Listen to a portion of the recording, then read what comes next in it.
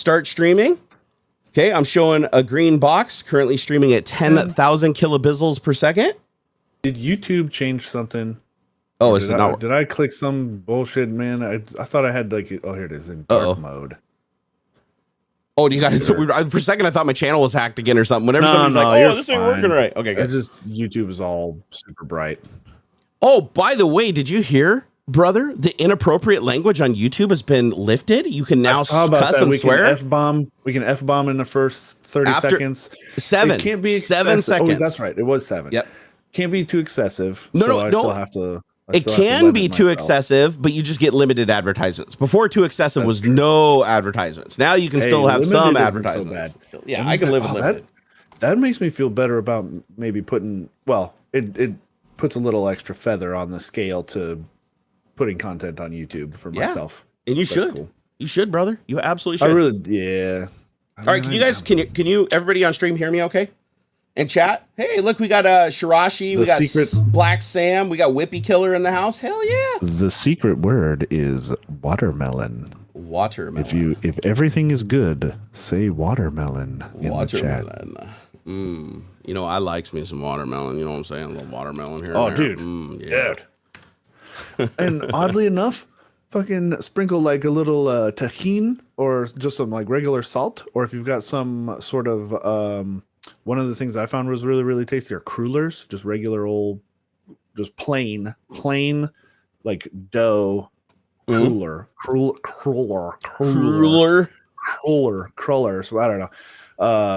Cruller. They're fucking good, man. Watermelon. Watermelon. Dude, I always so much watermelon. I love watermelon. It's probably my favoriteest. Fruit for sure. I do like all the melons, like honeydew and also cantaloupe, both the orange and the green. But watermelon reigns supreme above all the melons. It does. So I think I have everything working right now. Knock on wood. Yeah. You guys notice? Okay, so I got to walk you through this new setup because I'm quite proud. 1, 2, 3. What happened there? Oh, I switched it into 3-segment mode because now if somebody does different actions, it changes different lines. You say that. But we know how janky this stream is. We'll see. We'll see. If somebody does a super chat or a sub, or I don't know what other actions do it on YouTube. I know that nobody can read the chat in the corner. It's so tiny. Wait, they can't? Or this right here? The chat behind your head? Yeah, it's just squiggles, man. Nobody can see what that says. Oh, do I need to go like this? Hold on. Oh, no. The LED screen is fine. Oh, you're talking about the chat. Okay. Were people complaining about it? Let me full screen. No, I'm complaining about it. Oh, God, I can't even read it. Yeah, you're right. Hold on. Let me fix that. Okay, if I put the stream at 1080p and I go full screen, I can read it. All right, here we go. Let's do that. Here, we'll just stick it down here in the middle. No, that's super weird. There we go. There, now just cover up your face. We don't need the chat, right? Chat comes along with the VOD, doesn't it? It does. So it's kind of pointless. It's just superfluous. Superfluous. Here, I'll just put it there and just get it out of the way. There we go. That's better. Here, I can disable it. Here, gone, just like that. It's like it never happened. And then this right here, this screen up above here, the LED screen is we just added this. So it's basically because we wanted to do the big head thing, the side by side, so we didn't have so much wasted space like we usually do. So I was like, what are we gonna do with the LED screen? Because it usually sits in the background, right? Like in the corner of my screen. And I was like, oh, I can just recrop it from the same camera and it'll show up there and I can just kind of like stick it wherever and it'll just hang out. So I should be able to control it with my Python script. So if I go into code and I go into WLED, here, code, WLED, and I'm going to run me some Python set text.py and let's give it a try and see if it works. Okay, you ready? Drum roll. Let's see if we change one. Boom. Put the chat there. Yeah, it works. It definitely works. Cool. Let's change. Okay, let's do a color. So 00FFFF, and then we'll do segment 1, and then we'll do segment 2, and that should change all 3 lines to different colors. Oh wait, I can do that. There you go. it's like penis Space Invaders. And demonetized. Hey, how's it going, everybody over there in chat? You know, I just realized they don't let you in the plugins for OBS. They don't let you like scale the chat font size in the Stream Elements window that is in OBS.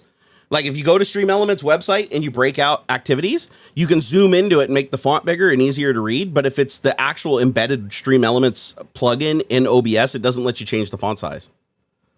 So it's like all the text is just like the size it wants to be and nothing else. And it looks like you can switch between top chat and live chat. I don't know what the difference is between those things. I can also enable timestamps. So we're just figuring it out as we go. Participants. Ooh, I can see everybody in here. So I can go through. Okay, so let's see. I'm going to give a quick shout out to everybody who's currently watching the stream before it blows up. Okay. So Amos, Balia Brand. Crap, I broke my video. My bad. You'll fix it. PB Junkie, Black Sam, Chris B, Digibrat, Dylan, Full Sweat Tryhard, love the name. George Blakely, always hanging out. Ivan Cruisin' Motorsports, Jabberwocky 4K, Jimmy, Capitur, King Zadorak, Mechberg, Michael Erath, Pavu, Roger R, Tariq Guman, the Canadian Barbarian, I like that name. Theodorus, he's always here. Theodorus is always in here. Time Series and Yorkshire Techie are all of the current chat. Oh, that's not everybody that's watching the stream. That's everybody that participated in chat. So, and look at that. Nice. Look at that. Wait a second. Hold on. We got some things. Things happened. Did anything fire on the screen? Come on, you son of a bitch. Work. It might just be slightly delayed. Come on. Work, you son of a bitch. Let me see if it showed up in StreamerBot. Let me see. It's broken. Let's see. Actions queue. Thanks, Joe Tashi and Balier. Oh, no. One of them showed up. Why didn't it run? Requeue. There it goes. It's just as elements. It was just delayed. There it is right there. $10. Wait, 10? Where is that? Yeah, who was it? That's fake. That's a fake. Is that the fake one from earlier? The Stream Elements tipped $10. No. Let me see. Is this one the fake one too? Let's see if this one's fake too. I think this one might be. Yeah, it is. So they're just now rolling in. The fake events that I did earlier are just now rolling in. Joe Tashi for $9.99. Thank you very much. We got a retro my bits $10. Buying beer copy for the hummus. These will fire. It's just taking time. Thank you. Guys. Appreciate it. Hey, I got my own button now too. See, so I can say.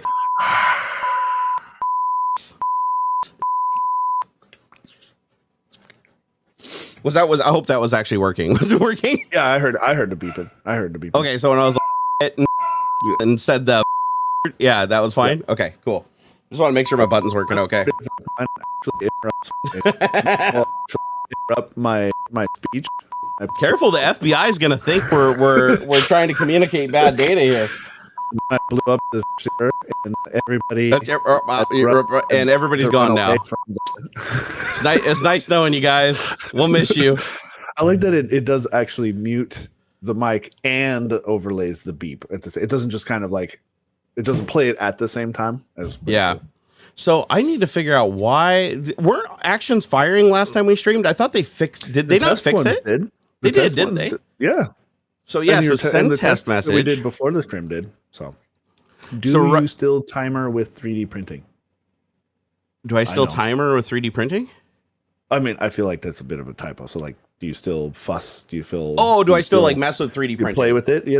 Not recently, but I want to. Like very, very badly. Tinker. Like tinker is the word they meant for. Tinker. Yeah, no, I haven't in a while, but I want to. I mean, right here in the room behind me, I've got an Ultimaker 3. I've got the old Form 2. So back when SLA printers. That's the resin one? Laser resin. Like the ones that are used like for medical printing and stuff. Although it was like a $4,000 machine when it first came out. Today, a $250 machine will wipe its ass. So Falk Wolf. Hey man, he says I've watched your content for years, but I never comment. Well, now you have. Well, you've popped that cherry. Flow. Let them. Let the comments flow. Let the comments flow. Yeah. Let the comments.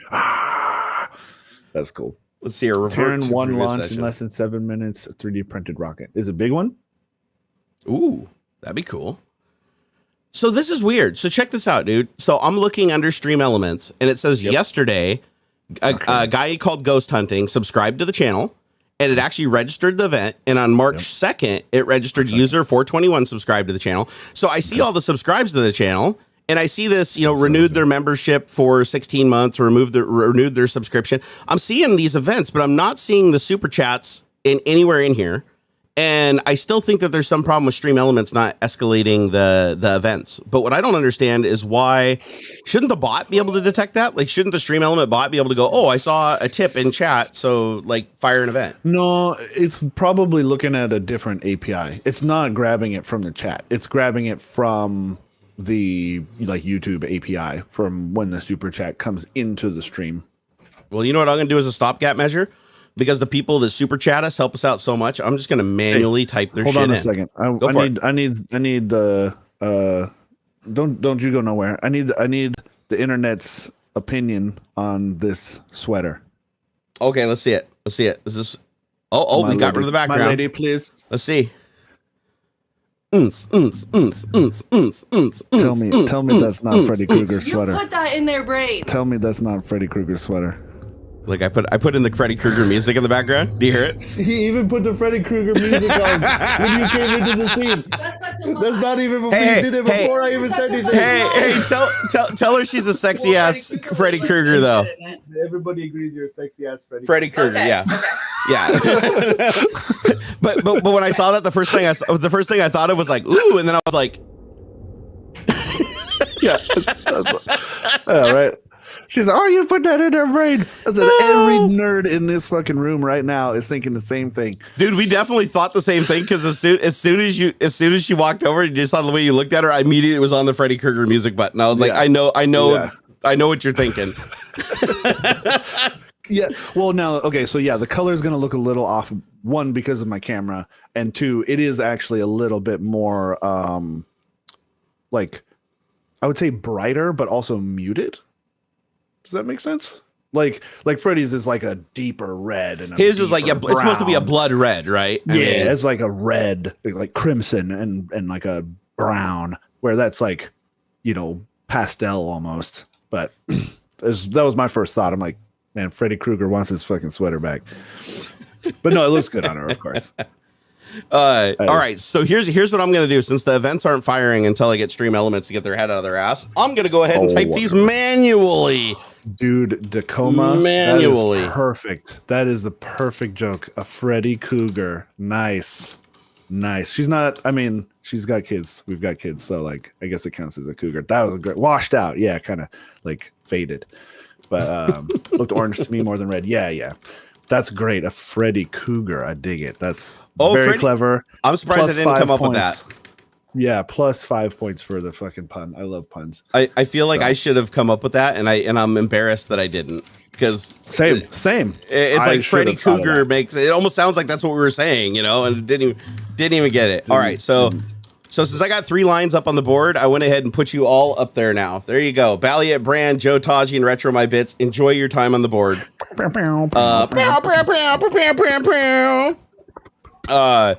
So I want to talk to everybody a little bit about our setup we got going on right here.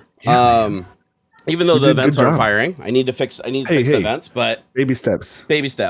So you guys probably know. I don't know if you know or not. You may know. I had to completely reinstall my computer about a week ago. I think it was about a week or twice. I'm getting to it. A week or 2 ago, I wiped my computer after procrastinating. Oh, you were just guessing? No, that did happen. That did actually happen. So a week or 2 ago, I wipe everything. I finally get the balls to do it because I'm always afraid I'm going to lose something. No matter how many times I back it up, how many images I have, how many backups of backups I have. NAS has a backup of the other NAS. I'm like, I hate pulling the trigger because I'm like, I know I'm not going to be able to get it back on the computer. Like there's going to be some snag, some restore point thing, some corrupt data. I'm not going to be able to do it. So I always panic about shit like that when I have so many years invested into configuring something. So I wipe the computer, I reinstall it. Everything goes pretty well. I start going against my own word and mess with components I'm not supposed to mess with, the destabilize Windows. And I end up getting myself into the same pickle in about 3 days that I did that took me 2 years prior. So I finally had to start over. I was like, okay, do it again. Just do it again. People are like, why didn't you back up after you installed last time? I was like, I was waiting until everything was perfect. But it's like, now I'm doing it all over again. So I reinstalled again. This time I went through and did things quite a bit differently. I went and watched a shitload more YouTube tutorials on the things that I was interested in as far as routing audio. That was some of the big problems I was having with the Rodecaster Pro and getting audio routed to the right places without interference with each other. And I was trying to figure out how to get the Twitch stream set up better and the YouTube stream set up better. And so the YouTube stream I just set up this morning, but last night I was thinking to myself, I was like, why can't Aux see the stream live as we're doing it? Because what he was having to do before is he'd have to open up the stream, the YouTube, and and it'd be delayed by sometimes like 30, 45 seconds. And so if I was doing something on stream, like for instance, like we'd never do this before, right? Like switch to a browser window. It's like here, we see that. Yeah, we never had this before, right? So I got to remove the chat from that one. Okay, so we never had this before, right? So now I can come over here. Well, he couldn't see what I was doing in this window for 30 or 45 seconds. So if we watched a video together or we were going through an article or something like that, he couldn't react to it. All he could hear is what I was saying. And so now what we're doing is I am actually compositing. We're still using Video Ninja, which is the software that we've always used for compositing people into the stream. This will work for David too when he joins us. And what I'm doing is I'm compositing the entire stream locally, and then I'm sending that stream to him through Video Ninja as a webcam. So I'm basically using the virtual webcam feature inside of OBS to send it to him. But I'm cutting the audio feed out of it, and I'm replacing it with my live microphone there. So he hears my microphone live, and then he sees the video composited from OBS minus my own audio from that stream. So he doesn't get the echoey effect, right? And so on his side, he just sees it like he's watching a stream live with no delay. He's not seeing my webcam. He's seeing my webcam composited already into the scene with him composited right next to me, and only delayed by, what'd you say, like a half a second? Not even that. It's not very much, right? Yours is like for me, it's just slight, right? Like here, I'll tell you when I see my hand move there. So it's okay. It's like a tenth of a second. Yeah, it wasn't too bad. It was probably maybe like 100 milliseconds or something like that. Yeah, my video's behind just a touch, like hardly. But what difference does that make? I look mostly at chat or myself anyway. So. But what's nice about that is now we can go over to stuff like Chat GPT, right? Oh, I gotta verify that I'm human. Let me verify that I'm human here really quick. Where'd my scene switcher go? Hold on here. I gotta fix that. That's another thing I gotta fix. Fancy buttons and stuff. I got the fancy buttons. Okay, here. Let me do this really quick. Verify that I'm a human. Because if you're screen capturing while you're verifying you're a human, I know sometimes they're like, oh, nope, you're a robot. Oh. Like well, have you ever wondered how they figure out you're not a robot when it's just a button? I know. Here, tell the kids, tell the class. It's looking at your mouse movements. Yep. Like I've always wondered that, and I honestly, like hand on heart, did not know this is how it worked until about a week ago when somebody told me. I guessed. I just learned about it, right? And so the way that it works is like when you go to the page, as soon as you're on that page, it's already recording your mouse movements through JavaScript, and it's creating a hash. And as the more you move your mouse and the more erratically you move your mouse, it looks at that and it goes, hey, wait a second, you're human when you click the button. Because if you open it and just tell software, go to these coordinates and click, it won't accept it. I've failed those before by being too fast. Yep. Like, or like, it's like something I've done over and over and over again. And like, I was already ready for it or something and clicked and then hit okay. And it was like, I was like, what do you mean? And it's 100% because I either didn't move enough or I was like too quick on the click in or something. But yeah. Dude, there's going to be more and more false positives as time go on. It's unfortunately something we're just going to have to deal with. And honestly, I don't really know the answer either. I don't know, like, once AI gets so good that it does exactly what a human does and what a human is expected to do, then how do you like look at movements of mouse or patterns and how keys are struck on a keyboard and stuff and like determine that it's actually a human and not a robot, just knowing that that's what is most representative of a human and then adding some random seed to it. So it's going to get to the point pretty soon where it's like CAPTCHA isn't going to work at all. I mean, it's already failing like radically. Like some of the CAPTCHAs now, there's people that straight up can't use the website because they can't solve the CAPTCHA. Oh, like some of those CAPTCHAs where it's like, find the two items that are the same, but one is reversed or whatever, it'll give you a paragraph. Like rotated or backwards. I fail them all the time because there'll be some little detail I'm missing. They'll be like, oh, find the thing with 3 frogs. And I'll pick the one with like 2 frogs and a squirrel, but they're all the same color and outline. So it looked like a frog. And And it'll make you go through 2 or 3 of them now. Not even just one. It goes through like 2 or 3 of them. And if you get them wrong, it'll keep stacking more and more on up to like 10.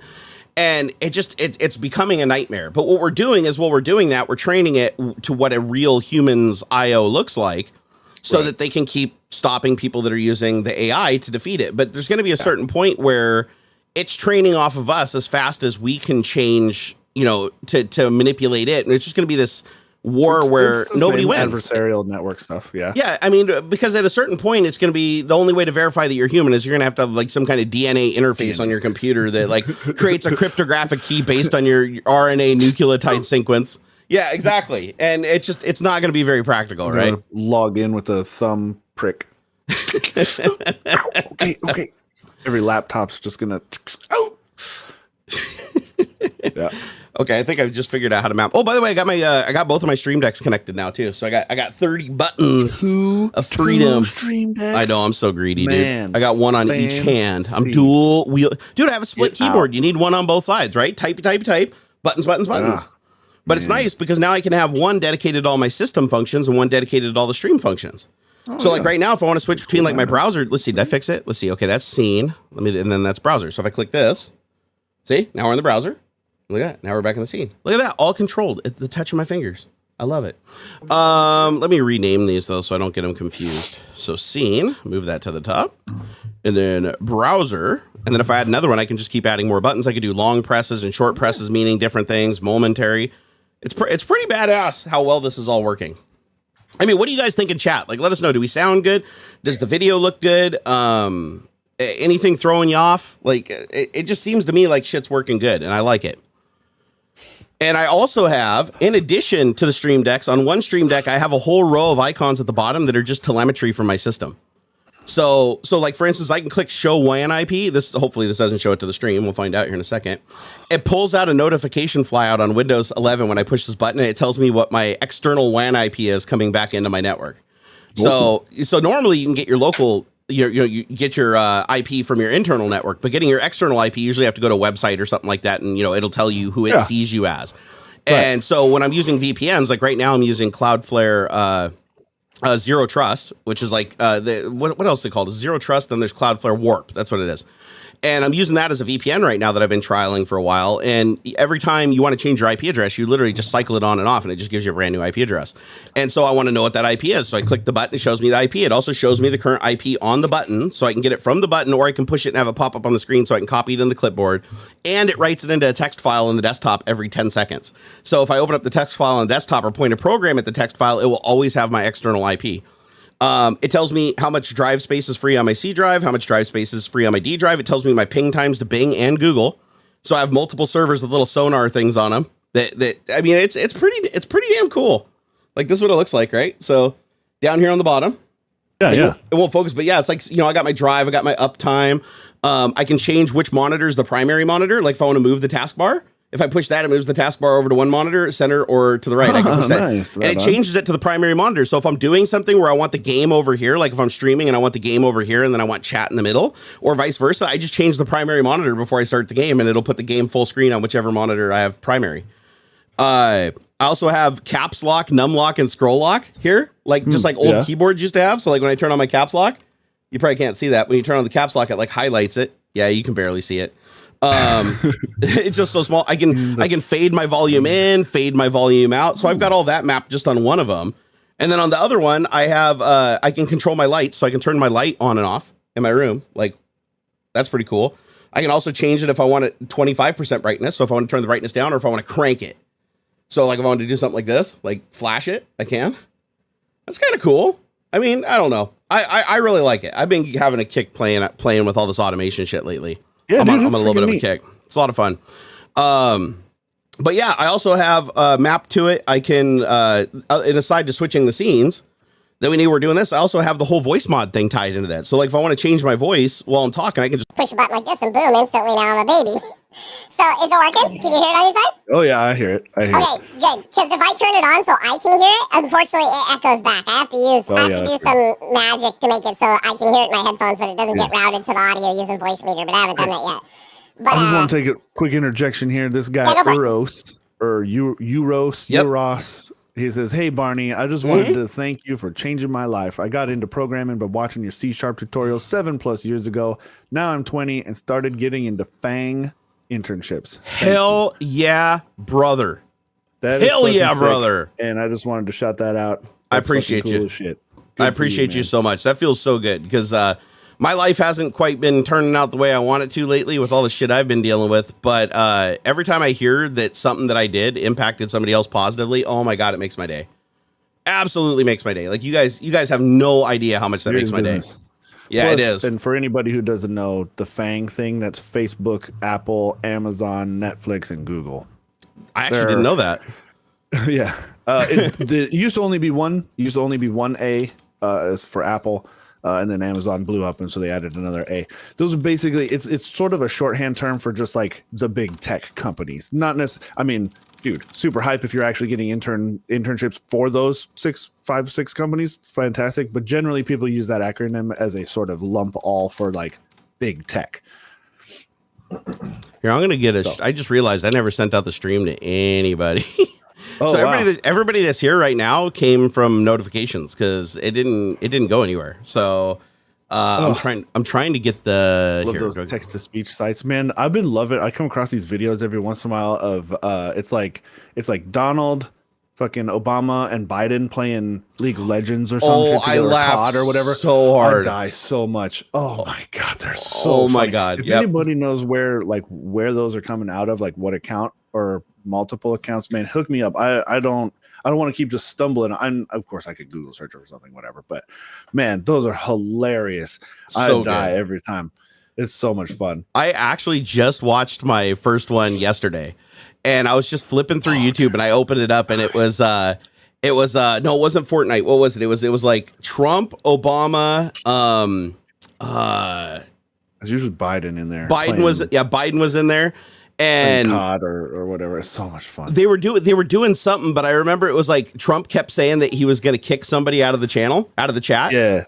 And then Biden like befriended like some musician or something like that pops into the channel. Some like Drake, I think it was, or something pops in. And then he's like, and he's like, Drake has those sick beats or whatever. And Trump's like, no, Drake is a piece of crap or whatever. I've heard he's the biggest crap in the world or whatever. And then it's like, I'm going to ban you. If you speak again, I'm going to ban you. And then it goes, dun, dun. And he's like, what? You just banned him from the channel? Don't do that. And then Obama's like, yeah, Trump's always being like that. It's like, but it sounds just like him.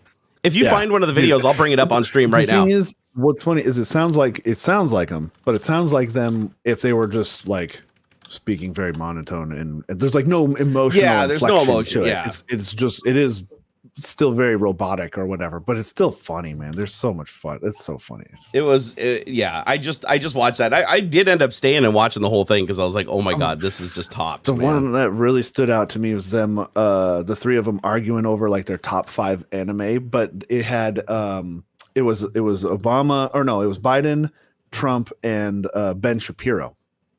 Oh my God, I haven't seen one with Ben in it yet. So the two of them ripping into Shapiro. He's like, yeah, it sounds like you're just picking the top. Your top 5 is just the animes that like we didn't pick, Ben. Stuff like that. Like, no, this is amazing. So who makes them? Who makes it? Because I want to go find one right now. AuxxZillary. People mention this guy AuxxZillary. AuxxZillary. Here, let me go to YouTube and see if I can find it. Oh man, spell it. Is it AZZERS or AZZERZ? AZZERZ. Yeah. Oh, I found him. So AuxxZillary. Let's see here. Okay. So knock. It says on the top 7.16 million subs. Damn. That's so funny. It says, hi everybody. I'm Arif Zahir, an aspiring voice actor. One day I hope to get on the big dream of doing voice and animations, but for now I'm doing video game trolling, gameplays, commentary, singing, impressions. Okay, let's go pull some of this up. This will be funny. Let's see, flip over to the browser. There we go. Hey, look at that, man. It's almost like it works and shit. All right, let's see. So we've got right here. What is it? Trump plays Call of Duty. Is that the one you watched? Or where's the one with Biden and all of them? Because I want to hear the one where they're all in there. If Obama was a Chicago drill rapper. That's what I mean. That's so much fun. Voice trolling on Rainbow Six Siege. Let's see. Yeah, he does. It looks like he does everything. I bet you if I look at his most popular, where's his most popular videos? Like, are these like impressions that he's doing, or is this like a AI, like a voice fake sort of thing? It sounds to me like he's a voice actor, so I'd imagine he's doing the voices. Oh, that's even better. If you were a voice actor, you wouldn't be using AI shit, right? So here, let's listen to this one. So this Trump plays Call of Duty. Ah, interesting little thing. I can't, unless there's no audio yet, I can't hear your browser. Oh, wait, you can't hear that? Okay, hold on. Let me play it a little bit more here. That's interesting. Oh, hold on. I can fix this. Stand by. You doing? Here now? Listen, I've seen you play that game Call of Duty on YouTube, okay? You get Could you not hear it? Nope. Damn it. Why? No, that's going to be a problem. Yeah, because the whole point of giving you the whole live stream is so you can see the damn thing. Here, hold on. Let me see if I can troubleshoot this really quick. So it looks like here, go ahead and talk again. I'm gonna keep talking. Okay, so I've got your meter. The chat can, of course. And you're hearing me. Oh, because you're hearing me through the microphone.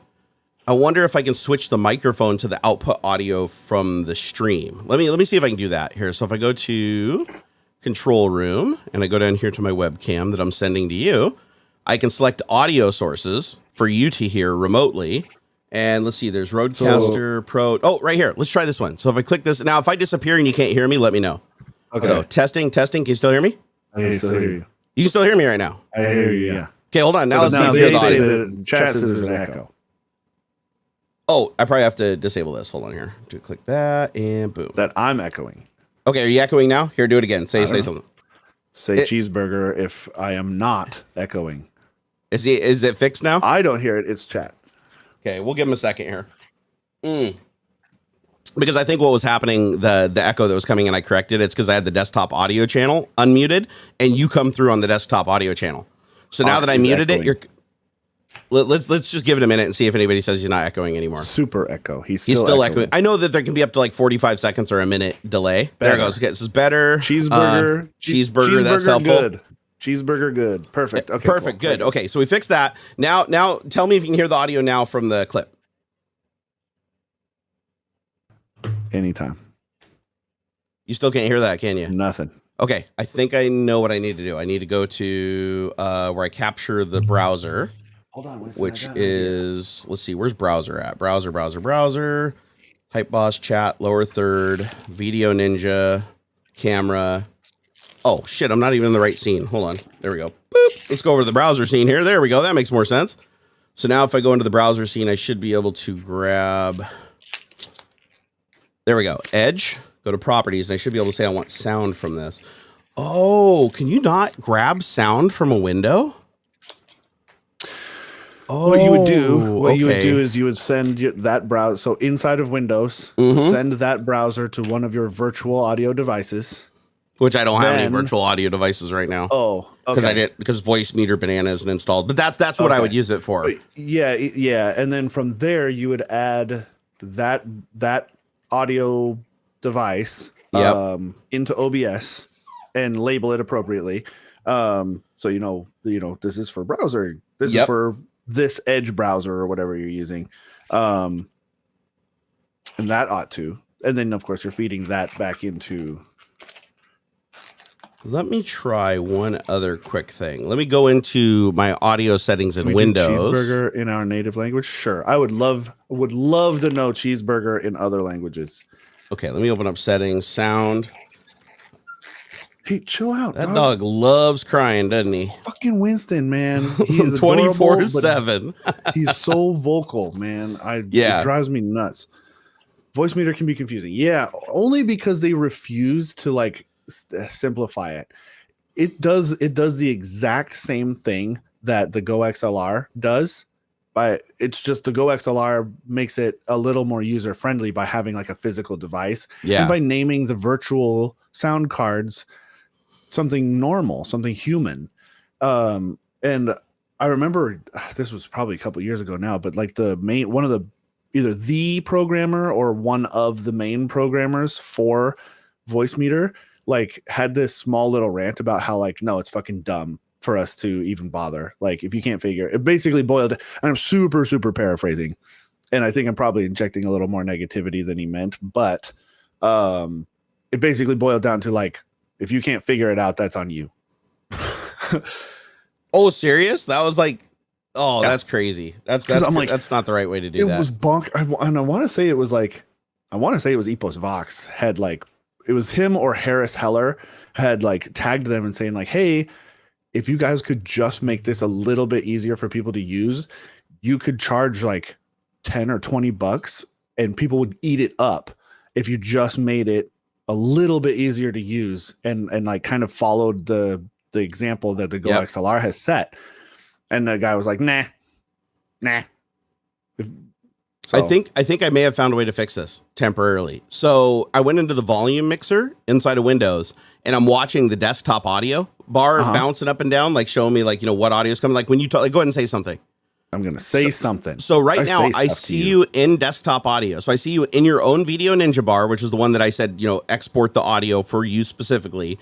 But I also see you in desktop audio, and the web browser is playing through desktop audio. So if I subtract your Edge session, like turn the volume down to 0, then I can't hear you because I'm hearing desktop audio through here. But I can go into OBS, right click on your feed, go to advanced audio properties and say, I want to monitor you. So I'm going to change monitor to only. So say something now. Can you say something? Like just say, perfect. So now I'm going to mute this down. Okay. I think I just solved it. Now tell me if you can hear this. Let me unmute. So I'm going to mute this. Hold on. I didn't account for that. Hold on. System sounds disabled. Microsoft Edge is at 100% audio. And if I turn that off, okay, now say something now. I'm going to say something now. Is there still an echo, guys? 'Cause yeah, you're still going to desktop audio. I don't hear an echo, but that's because I only just hear myself and you. I hear my own monitor and then you. Oh, I got to turn down the other one. Hold on here. Let me go back here. Let me put it back on this scene. If for some reason it's not letting me mute this. I muted the wrong. I muted the wrong one. I got to mute the right one. See, open up volume settings. I'm gonna fix this. So Microsoft Edge right now, if you're okay, so I've got you on monitor now. So if you talk, I'm hearing you through 9 echo, non-echo, cheeseburger. Hello. You know what? I'm just gonna. You can say hear me I though, right? appreciate the people who follow the instructions. Yeah, I hear you. Nice. Okay, so let me see now. Can I mute both of these now? And can I unmute this one? So test, and then I want to mute this one. So why can't I mute that? Or can I just mute you entirely? Oh, I can just right click and mute a tab, can't I? So if I say mute tab, okay, now say something. Hello? Oh, that's not working. Okay, hold on.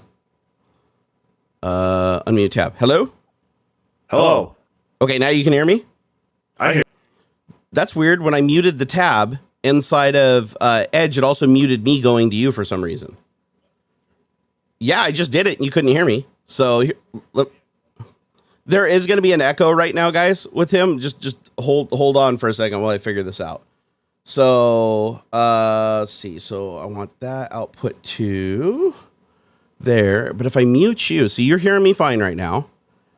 And if I right click and I go to mute tab in Edge, now when I mute tab, can you still hear me?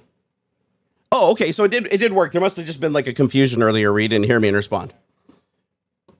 It's gone now. It will be gone now. it will be gone. It's just going to take time for them to respond. And now, so test.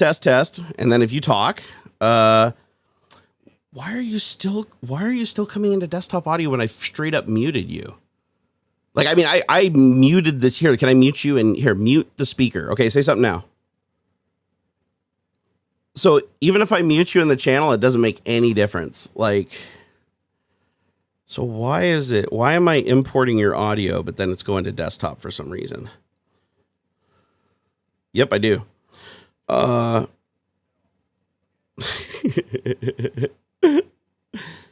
Control audio via.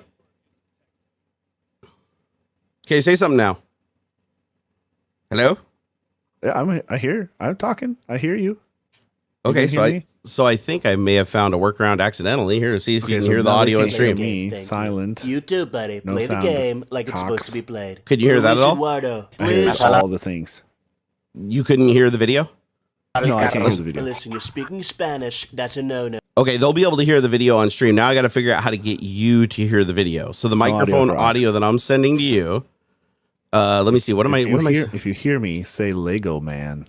So yeah, and they're going to be a minute delayed because I didn't do the fast leg free option because of drop packets. Let's see. So I'm sending you the stereo, sending a voice mod, Roadcaster multi-channel, comms, Roadcaster. So I'm sending you my microphone, but then I have an audio output.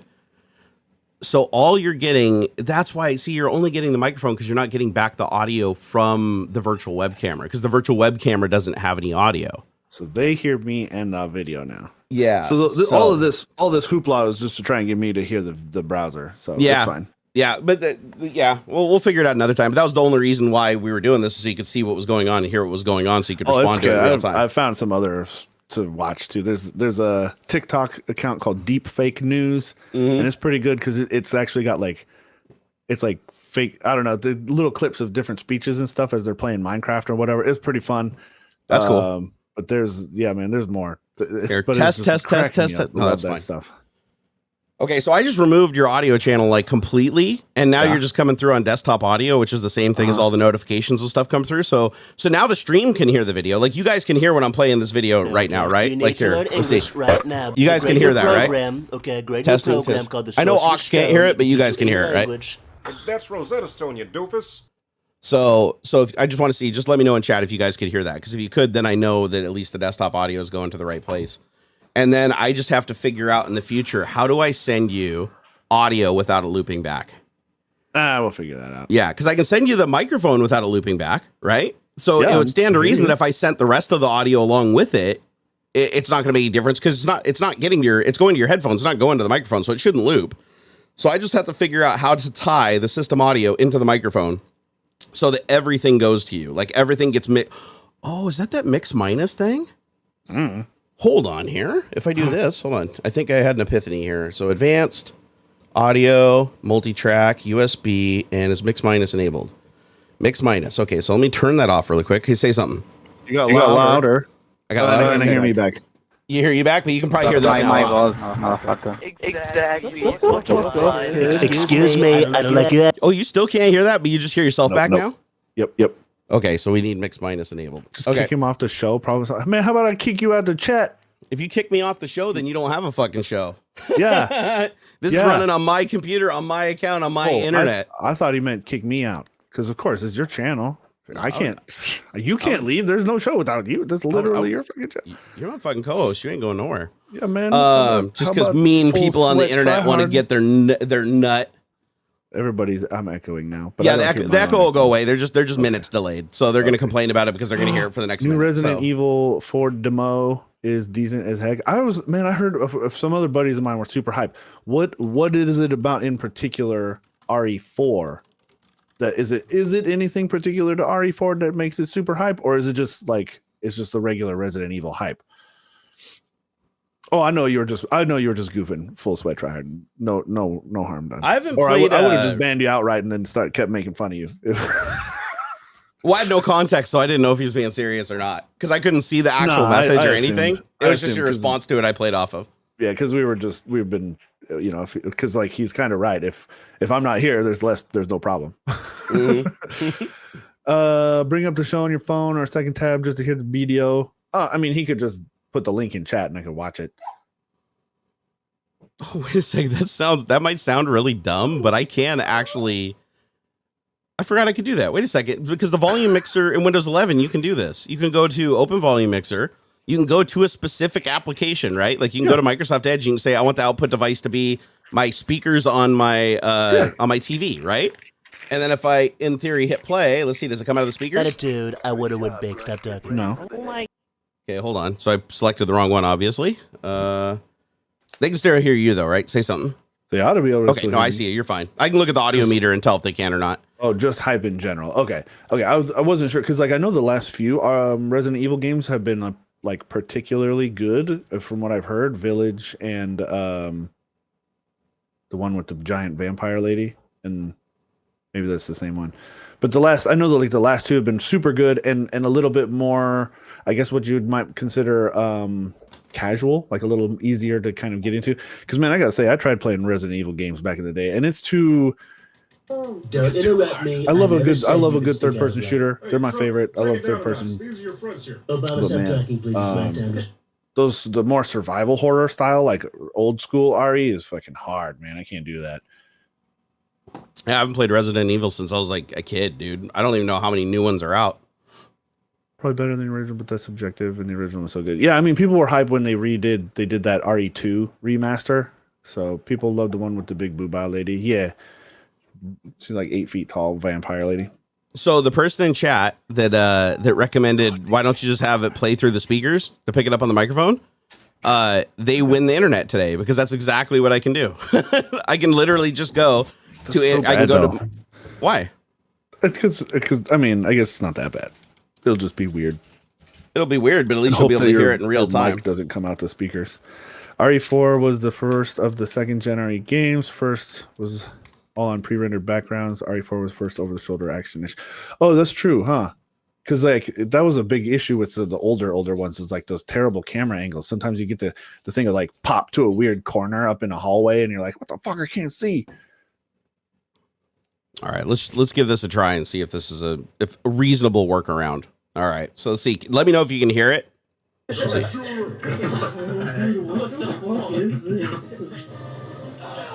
You did? Could you hear it, AuxxZillary? Nope. How? It's actually playing through my microphone. That is weird. So you could not hear that? No, I mean, try again.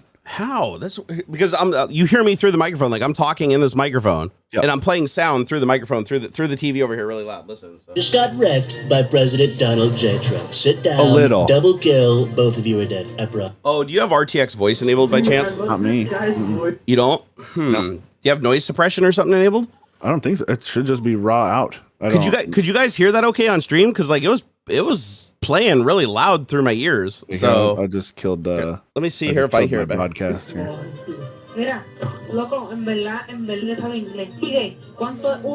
There's too many Mexicans playing Call of Duty. This is not Call of Juarez. This is Call of Duty. That was a bit offensive. Let me go look and see if the meters are moving inside a control panel here. Because, okay, this one really doesn't make sense to me because you're hearing me right now through this microphone. This one, right? Or is it another microphone? No, I hear that.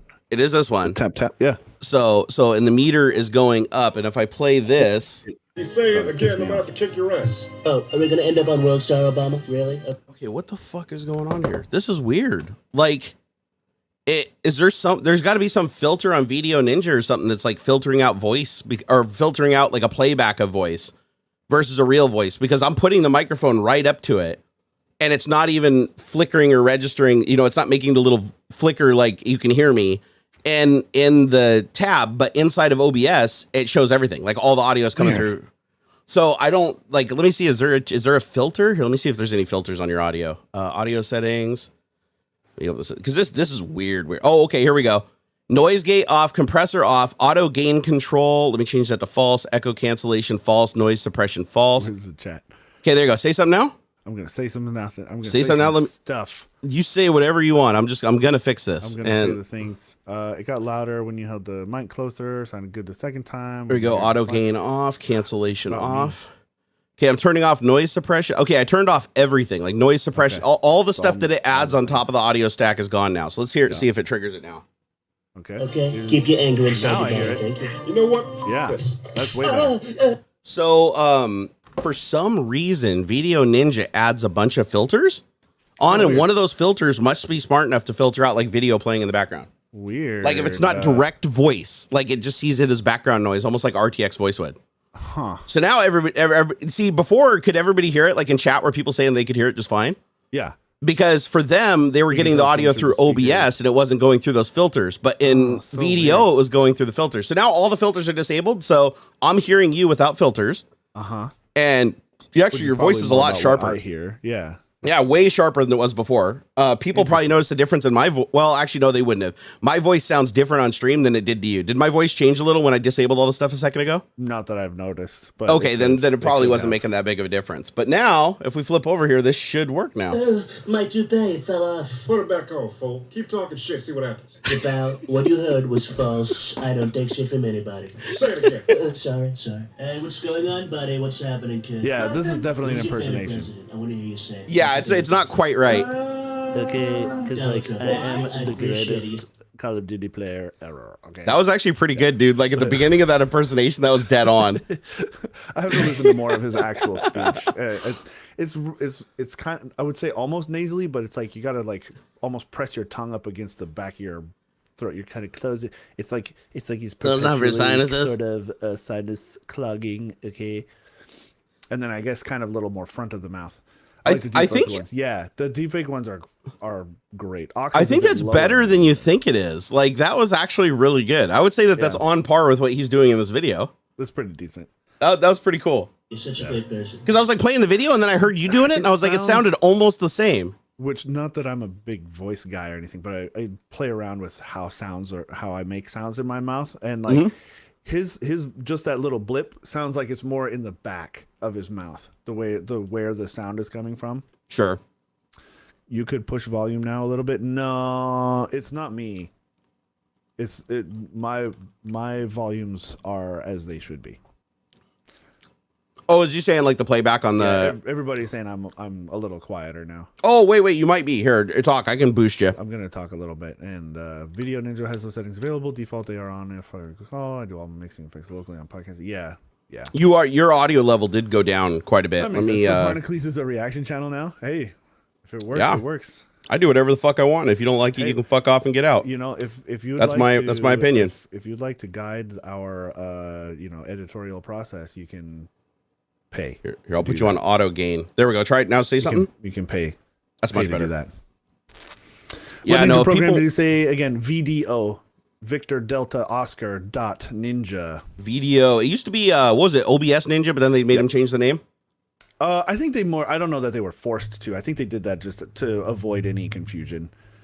I think it came along with a lot of that, not Stream Elements, but the other guy, Streamlabs stuff. Okay. There we go. I just enabled auto gain control again. So now your microphone level should be back to a good solid level. Cheeseburger. Cheeseburger. This is so fun. These are great. Bring up your audio level on your side just a little bit, just like a touch. No. Oh, you don't have a knob that you can just do that? I mean, don't worry. If you don't make do it, it, it just makes it weird. It just makes it louder in my ears too. That's perfect right there. Oh, okay. It's because it's mixed in with like your head. You can't adjust your headphone audio separate. My own monitor, and I feel uncomfortable maxing it out. On Got it. Because you're only hitting negative 15 dB, but I can artificially boost you on my side if I have to, so I can just do that. Is there some audio? Because when you turned it up earlier, it actually worked. You were like perfect negative 5 dB, but you said it was hurting your ears, so you turned it back down. It's really loud in my own ears. Like I have it set so that my voice comes over anything else, but if I go any louder, it's really. Do you not have loud. a way to like turn your headphones down independently of the microphone, or are they just both the same volume? Actually, because like on my mixer board, I can turn my headphones down, I can turn my microphone up, and then I sound the exact same volume on my headphones. It'd be in the control, the XLR app. I'm sure I can mess with the. Oh, you got to go XLR. Okay, yeah, I don't know the settings for a Go XLR. I'll just boost you on my side for now, and we'll deal with it later. Okay. I can just go into advanced properties, desktop audio, and I'm just going to artificially boost you. Just start talking. Okay, I'm talking and stuff. I can boost my gain a bit inside of. Is that better? I can boost my gain, but then are you guys going to hear a big? No, it's not bad. Okay, actually, I can hear my computer rushing in the background. Well, here, drop the gain back down, and I'll boost you and see if it knocks it out. Okay, so I'm gonna put my gain back to 50. Put it back to where you like it, and then just start talking. I'll boost you on this side. And then I'm just gonna talk like I normally do, and where I keep my normal volumes and stuff. Right there. Stop. Okay, cool. There you go. We got no background noise, and you're pulling negative 5 dB just like me, so we should be perfectly matched. Super. I mean, I could also I can fuss with my compressor too, if that would help. No, I think you sound great. Actually, and the interesting thing is I think you just taught me a lesson about audio right there. Is by boosting you on my side and you dropping down the gain on your side, you still sound perfectly clear, but the background noise is completely eliminated. Oh, great. So by great. you knocking out your noise floor on your side and then me boosting the signal after the noise was removed, like it's perfect. So I need to start playing with my own setup to achieve the same thing and knock out my air conditioner. So what I need to do, it sounds like what you did is you lowered the mic gain down to where it couldn't pick up any of the background noise, but it still picked you up nice and clear, and then boosted it in the computer. It could be, it could be something like that. Okay. Yeah. So because I keep forgetting that audio is like a logarithmic curve. Topics at all. I've been wondering what's going on with those. Hey man, is this? I gotta ask. Is this your first time? What's the name? Isaac E. Isaac E's been in here before. I was like, is this your first time? Because this is how this is how this show goes.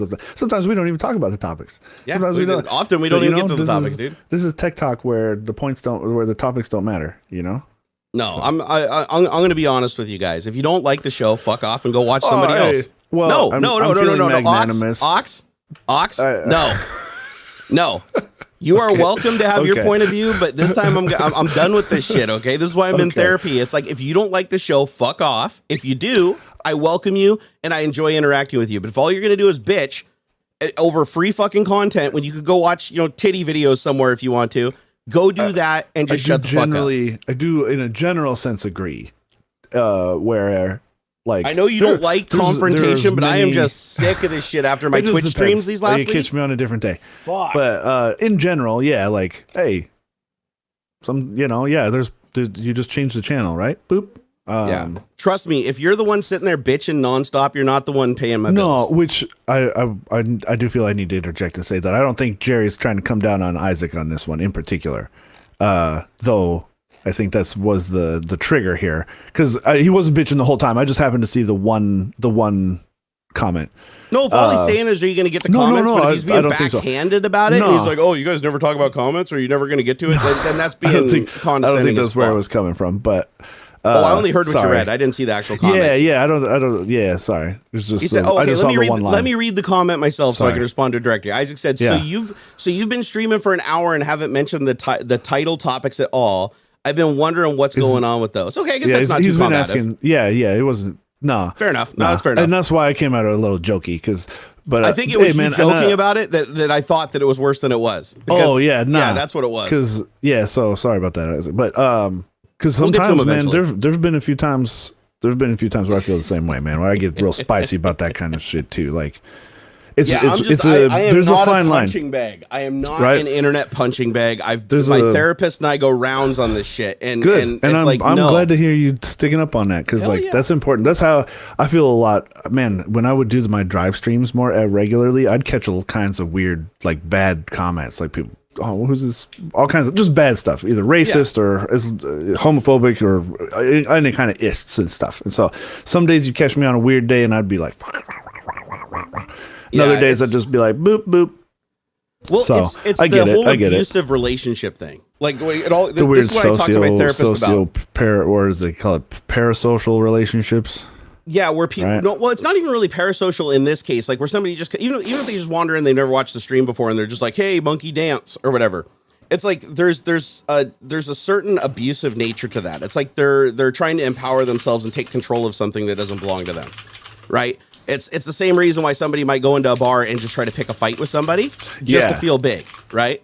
And this is something that a lot of humans do, and I don't tolerate it because it's something that happens a lot online because people feel very safe behind their keyboards. And when they feel very safe behind their keyboards, they're like, oh, I can say and do whatever I want. And there's not going to be any consequences to it. So they do. And I'm just going to say, I'm not going to sit here and allow that abuse. I'm not going to allow it. Yeah. And I agree. Some people, well, we're going to go on a weird tangent, but, I don't mind in this case. This is something that came up quite a bit that has come up in a lot of different people's streams in a lot of different avenues and angles in content creation. But as the consumer, especially those who, the bar fight's a very good comparison. Yeah, for sure. Mm-hmm. My therapist told me that one. There does seem to bring the drama button back. That'd be fun. It's coming back. That was fucking hilarious. It was. We're gonna bring it back. Very healthy to set boundaries. 100%. Especially, I want to say early on, but it was more like during the early rise, the big where like Twitch was really starting to become mainstream, like when Ninja was really like playing with Drake and blowing up and all that stuff, there was a lot more exposure of the sort of parasocial relationships where like even where people's like subs, you know, especially, so I'm going to do a lot of Twitch reference here. So the vocabulary is going to be centered for Twitch, not YouTube. So subs, paying subs, like somebody who got really popular for playing, let's say Call of Duty, decides to start playing fucking Apex or something, right? 100%. And I know what you're talking about. Like long-term subs or long-term viewers would get really bent out of shape. Like, oh, I come here for the COD content, not this blah blah blah. I can't believe you're just jumping bandwagoning and blah blah blah or this and that. And sorry, I didn't know we were doing the Ray-Bans thing. We're doing the Ray-Bans, dude, because we're getting serious. This is serious. There needs to be a prop for the transition between This is serious. Yeah. And people demanding to play, or why are you playing this? I'm a sub. I've been subbed to you for 3 years. Blah blah blah. Why are you doing this? Blah, blah. And you have to realize that that's not okay. Like, it's the weird relationship between the content creator and the content consumer, where like it's I don't know, man. It's different. It's almost more personal in a way, but also not, right? Because like okay, if Fox puts on a show that you don't want to watch, you're just not going to watch that show, right? Yeah, you're not going to call the network and be like, "Oh, I'm going to spend 20 minutes screaming at somebody." Well, I'm sure there's always the one person out there. And that's sort of the equivalent with the Twitch sub thing complaining or whatnot. But you have to remember that the channel or the content creator that you watch is one. It's a channel. Like, it's to continue with the television reference, it's a channel and a show at the same time. You have to think of it kind of that way, right? It's not just the channel, right? Like Fox has you watch Fox channel. There's all kinds of different shows at different times, but my channel, my space on the internet, on Twitch or wherever, that is it's my channel, right? It's 102 on your cable box, and it's my show at the same time, right? Because there's only one thing I do on my HBO channel. That's my show. That's all that plays on my channel, right? And so it's the same. So if you don't, it's a bit of personal responsibility. If you don't like what's being shown, change the channel. Yeah. Don't you change the channel.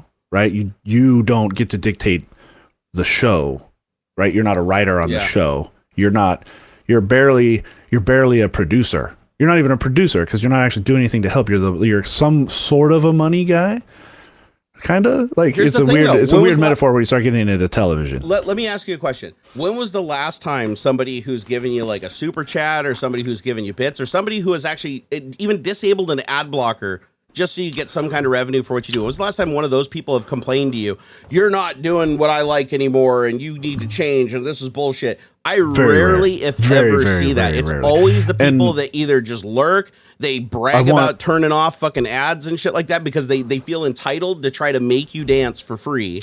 Yeah. And those are the ones that do this power trip shit. It's not the people like, I never log on to Patreon and get somebody messaging me. We are totally past you. None of this is meant to be directed at you. Your part does Isaac still think we're talking? No, Isaac, you just kicked off the conversation. You're not the cause. You're not the cause. Part is finished, and we're totally cool, and none of this is directed at you. Let me go back into funny. So Isaac, I didn't understand what you said originally because I was playing off of AuxxZillary. Once I read what you said, there's nothing wrong with it. It just started a conversation, and this is the conversation. This isn't meant to be directed at you. And the fact that you even are worried that it's directed at you tells me that you're a good person. Right. So I know that there's absolutely we're just talking in general because you'd be surprised how often this happens. Now, though, he does make an interesting point at the end of that. I do think putting it in the title does set an expectation, and you are 100% correct. I agree. If I put in my title on Twitch that I'm playing Forza and I'm actually playing Madden, like that's actually a violation of the rules. Like Twitch will get you in trouble for playing a game in the wrong category. And what's our solution for that historically been? We speed run the topics in the last 5 minutes. Yeah. So yes, yeah. Sorry, I just led down an interesting thought process and stuff. It didn't. No personal. I don't mean this anything like that. But it does come up, and it is super rare, and way less even in a general sense than what, or maybe it's not getting talked about enough, or as much. But I do feel like that sort of attitude in the audience or consumer mentality, I guess, the zeitgeist of the consumer, the content consumer has changed. That they're not complaining about it as much, or they're seeing that, hey, fine, I'll just dip out. Because yeah, man, you as a consumer have an abundance of choice. And you always will. You always will. Sometimes it's not easy finding the content that you want, but there's so much out there that like you can totally you can totally find what you want. Chat etiquette today is streamer awards. No, the thing is, I think personally, I know sometimes AuxxZillary gets a little uncomfortable talking about this shit on Tech Talk because this is more stuff I'd cover on Twitch, the harder hitting drama shit that he doesn't really want to spend his weekend doing. This is just one of those things where it's one of those times where it's like, it's fresh in my head. I just had a therapy appointment recently. I just talked to my therapist about the abusive situations and relationships that I get with people online. And they were the ones that told me about the analogy of somebody going into a bar looking for a fight. People look for abusive relationships. Abusive men specifically look for weak women that they can dominate and they can force into a fear position because it gets them off and it makes them, because they themselves have been controlled and abused by other people. They try to seek out and find somebody they can abuse. And that relationship carries online. They'll go start seeking out content, and they're not joining the channel with the intention of hearing something cool or having fun. They're joining the channel with the intention of looking for a fight. They're looking for something wrong that they can create some drama over and get some attention and chat. And it's unfortunate that we're moving in that direction, but there's a good reason for it. And that is because social media, it doesn't matter if it's Facebook, Twitter, they're all moving in the same direction. And that is they want to antagonize you as much as possible, because the more you're antagonized, the more you're going to respond. The more attention that you get, the more you're going to come back and respond. So these platforms tend to gravitate towards whatever gets you to respond the most, not necessarily what is healthy for you to respond to. And what that ends up doing is it molds people into a position of getting dopamine boosts from just fighting 20 battles at the same time. Yeah. And so they get into the habit of just going into places looking for a fight. Like there's no joining the channel with the expectation this is going to be really good. That's kind of a fun idea. That'd be kind of fun. EBX. Hold on. Hello? Oh, I'm kind of hearing myself back. Like, is it coming through your speakers, or maybe your maybe your mic is picking up the mic is picking up your headphones a little. It was super quiet. No, don't fuss. It was just something super in the background. I probably was just getting too close like this. But they say every stream, call one viewer and ask what they thought of the stream and how you can improve. 5 minutes won't hurt and people will be heard. Interesting thought. We've actually toyed with the idea of bringing like somebody maybe into the Discord, into like a private voice channel, so that they can talk and stuff. I do think it'd be really, really fun to have a sort of a moment, like, I don't know, 10 or 15 minutes of like AMA sort of thing. I think that'd be a lot of fun. I do want to figure out how to get like a moderator on deck that can screen calls. Yeah. And get them on like a little bit of a delay where we can shift to like a 15-second delay so that people don't just call in and get through the screening and then be like, oh, there'd have to be, there'd have to be somebody to there's like a holding room or a waiting room, or it can only be people who are, sub to the channel, or, put a little skin in the game. I know I've seen streamers used to do, the one streamer, Lyric, used to do, like a monthly, he called it Sub Sunday. He even actually had a phone number. Like you could call up this phone number and then it would dump you into like a VoIP waiting room. And there's a free service you can do that with. I forget what it's called, but it just gives you a phone number, a throwaway. And then he did it on Discord after that. But it's Sub Sunday's phone call kind of thing, and there would be like a waiting room, and then people just all in one room, and then the mod would pull them into another private channel to talk to them and say, hey, what are you doing? Who are you? What's the blah, blah, blah, blah, blah. And then they could join in with the regular call and be on the chat and ask questions, and you get like 3 minutes or something to talk. It was really cool. I think that's actually something worth doing. Yeah. Like I think that would actually be kind of fun to do something like that. We should explore it. Yeah, I think that'd be a lot of fun. I'm not looking for a fight. This stream was recommended with the title "Should Cheating?" I was curious to your take on the. Oh yes, and I've been waiting over an hour. Sorry. Yes. Sorry, that is just Kisama? part of the Kisama? show sometimes. So Kisama, you're we're banned. You're banned. Aw. Fucking, you're gone. No, I'm just kidding. But we can talk about the topics now. I'm just fucking around. Sorry, yeah.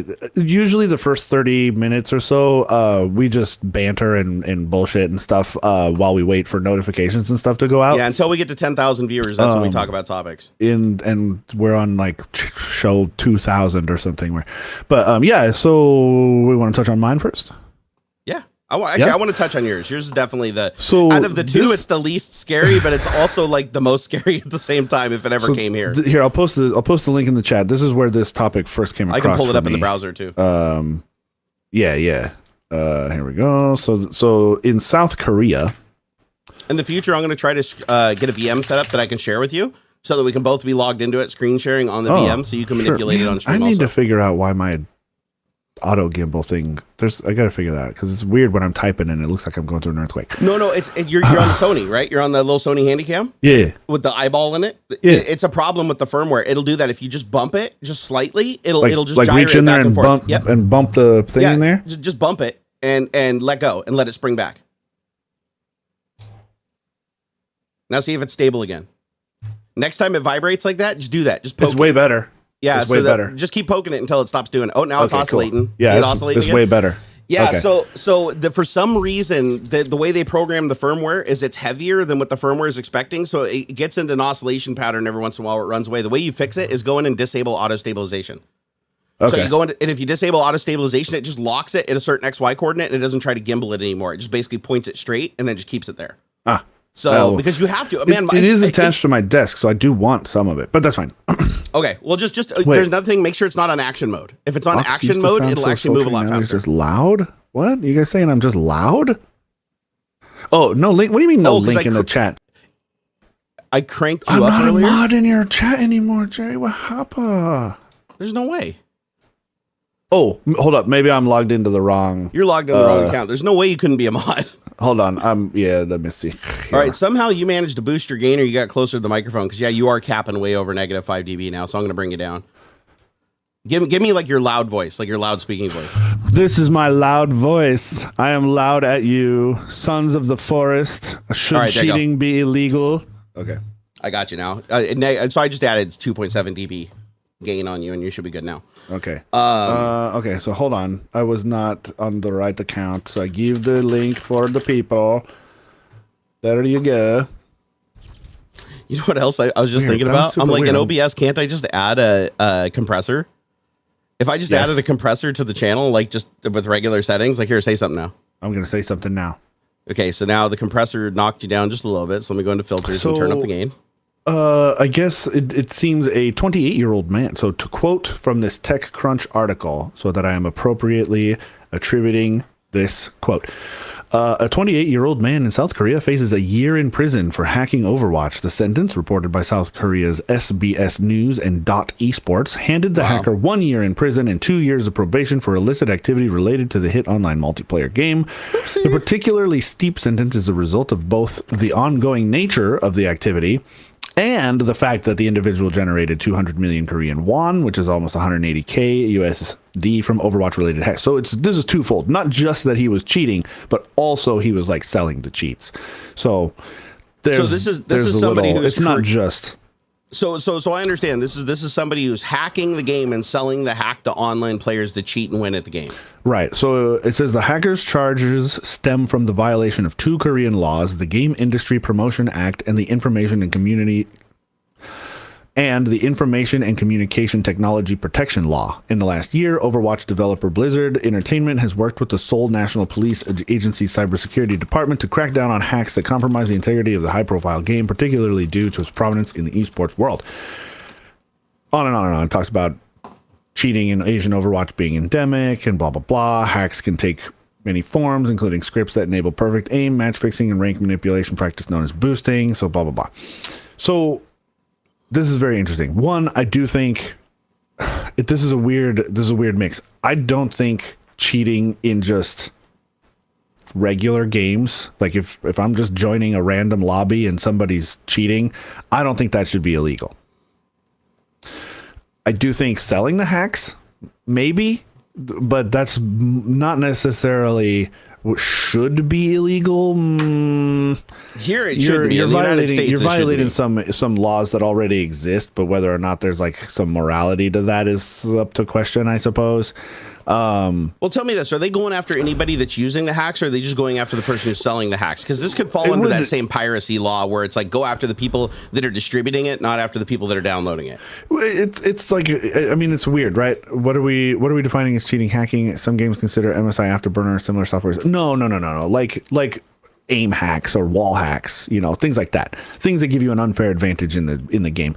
Overclocking your graphics card, while yes, might help you with your KD, as we've seen in more frames, more kills, right? Yeah. That's not cheating. That's like a swimmer wearing slightly lighter clothes because at getting a tenth of a second faster, right? Like that's something Let's draw a real life parallel here. So yeah, cheating in a game would be tantamount to like Lance Armstrong doping and winning the Tour de France. Did what he did, was that illegal, or was it against the rules and just got him kicked out? It's so, because he didn't go to jail. Where I'm making a line difference is if it's a tournament, yeah, and you're cheating, that's illegal. It's no fair. different than cheating at cards in Vegas, right? Yeah. You're cheating the game, and you are having like a gain because of that. Now, if I'm just cheating in, like I said, like random lobbies, there's somebody mentioned it does damage to the game. Yes. And so you are, in a sense, materially damaging the company who created the game. So that would be similar to if like everybody in high school sports was cheating at football. Or there was a lot of cheating at football in high school. That's going to have ramifications on the NFL. And so the NFL is going to come down and be like, what the fuck? You guys need to clean this up. And so there's some wiggliness there, right? You're breaking the game's TOS, so you're breaking the law. Terms of services are not law. Terms of service is an individual agreement between you and another entity. So yes, you're technically like violating, but there are rules on how to handle that violation that doesn't go to. It's law only so far as to. It's only law as far as like it's like contract law, right? Like you're breaching the contract that you have with the creator of the game, and so I feel like. Not jail time, right? If we're going to go down this path of making it illegal, then it shouldn't be jail time. I could see fines for sure, a couple $100 or something, and you get banned. And you're banned. You can't. It's like similar to the like card counting. Yeah. Right. Technically not illegal. Nobody's going to go to jail for card counting, but you're going to get fucking banned from the casinos. Yeah. Right. So same kind of deal, right? Nobody should go to jail for cheating in these games. So I asked ChatGPT. But they should be banned, and they should and potentially fined for sure. So I would have agreed with you 100% before I looked at this ChatGPT response that kind of gave me a different view on it. And that is, there is an angle here where it should be illegal. And that is, if you're playing in a tournament, which other people spent a lot of money to participate in. Now that's different. Then you winning or cheating ruins their chance at getting what they paid so much money to get for in that case. So they should be liable for a lawsuit. Like that should be, but in that case, it should be a civil lawsuit, not a criminal matter, because it shouldn't be considered a felony that you cheated at a video game. But you should be open to liability for the damages it caused. It could bump you into felony territory when you start talking about if the pot for a tournament was $1 million. Yeah, you're over. That's grand larceny or whatever. Like, imagine if you had robbed, say, you stole it all out of a box somewhere. Okay, you're now into grand larceny. That's a felony. And that's fair. That's fair. And I mean, this guy. Part of the problem was that this guy made almost $200K from his hacks, and so I'm sure that's more where the year in jail came from. Was more the selling the hacks than actually using them. So would you say a defining factor of whether it should be illegal or not is have you profited from it before they caught you? Right. Or not at all? Like if you get caught before you profit from it, right? Like they catch you in the process of doing it, then that would be a civil matter. Like if you affected the other people that are playing the game and ruined their chances, then they should be able to sue you for their damages. However, if you collect the money and you take the tournament money and then they find out you cheated later, proving that you just ripped everybody off and you literally did take money that did not belong to you, then that would be considered grand larceny and you were a thief. Yeah. And I do still even think that there's kind of a wiggly fuzziness to this. Like so we'll use the Overwatch example. Say somebody is selling hacks for Overwatch. This guy, right? Selling hacks for Overwatch. I don't think that individual users, individual players of Overwatch should be able to sue this person. Okay. I don't think that's okay. You start getting into civil stuff like that, and now you're starting to talk about like punitive damages and things. I think that would be a cruel and unusual that could lead to a cruel and unusual punishment where it would be abused. Okay, it would be abused. 100,000 people come together and start a class action lawsuit against this guy, right? Because you can do that, and now suddenly he's going to be on the hook for like $45 million or something, and he's going to be paying, like, he's going to have his fucking paychecks garnished for the rest of his life, like. And everybody's going to get 37 cents or something. Like, that's dumb. Should be punished, sure. And there should be some sort of like monetary like penalty for it, but not, I feel like not to hundreds of thousands or millions of dollars worth of punishment. Maybe he's on the hook for like the state's legal fees or, you know, right? I think like, the defining and factor $1,000 or something. Like it doesn't, it shouldn't destroy someone's life because really, come on. Like it's like no sound on Aux. Uh-oh. Where did your sound go? Just Jon Snow just said that one time. And I'm seeing sound from you. So it's like, yes, there should be punishment. Yes, maybe even so far as to be a year in jail. But it should not be super extreme. It should be at like misdemeanor level stuff. This is cheeseball. People aren't really getting that hurt over it. I think no. Tournaments for sure. You get caught at if what was that kid who won that big Fortnite tournament? I think the financial component is the deciding factor here. Like to an extent. If you steal money from other players, because again, for you to join a tournament and to play in a tournament, that is taking your time, that is taking your resources. You had to train, you had to practice, just like if you're doing the Tour de France, right? It's like you had to put everything into that. And if somebody else takes that away from you through artificial means, then that should be illegal. Like that doesn't just cross into you violated the terms of the competition. It's like you literally robbed another player of their chance to win. For sure. And you knowingly broke the rules. It's not like it was an accidental thing. It's like you did it with intent and with purpose. Yep. So it'd be like robbing a bank where you go inside and you fool the teller into giving you $100,000 and they think what they did was legal, but you knew you were robbing them by cashing a fake check. It comes down to fraud at that point. Yeah, but if it's like online games, if you're just like joining an online session and you're cheating, then you should only get banned. You shouldn't go to jail because you joined a Counter-Strike server with some hacking installed and we're like wall hacking and pissing off a bunch of kids. You should just get banned for that. I agree. Yes. Yeah. And even the tournament thing, like, I don't think the cheater in a let's say Overwatch tournament should go to jail for 5 years and pay $100,000 fine. Or, you give back the money, and if you don't have it to give back, then you're going to owe that plus your fine. But, like, I don't know. It's, yes. And, of course, we're basing this on American laws because that's where we are. And I know there's a little bit of maybe some confusion there because this article is about a South Korean guy who has violated South Korean law. And, like, this probably would not have happened. Actually, this would have happened in a very different way in the States, I think. Because there is a law violation here for the creation of malicious computer software, blah blah blah. There's things like that that he could get in big trouble for.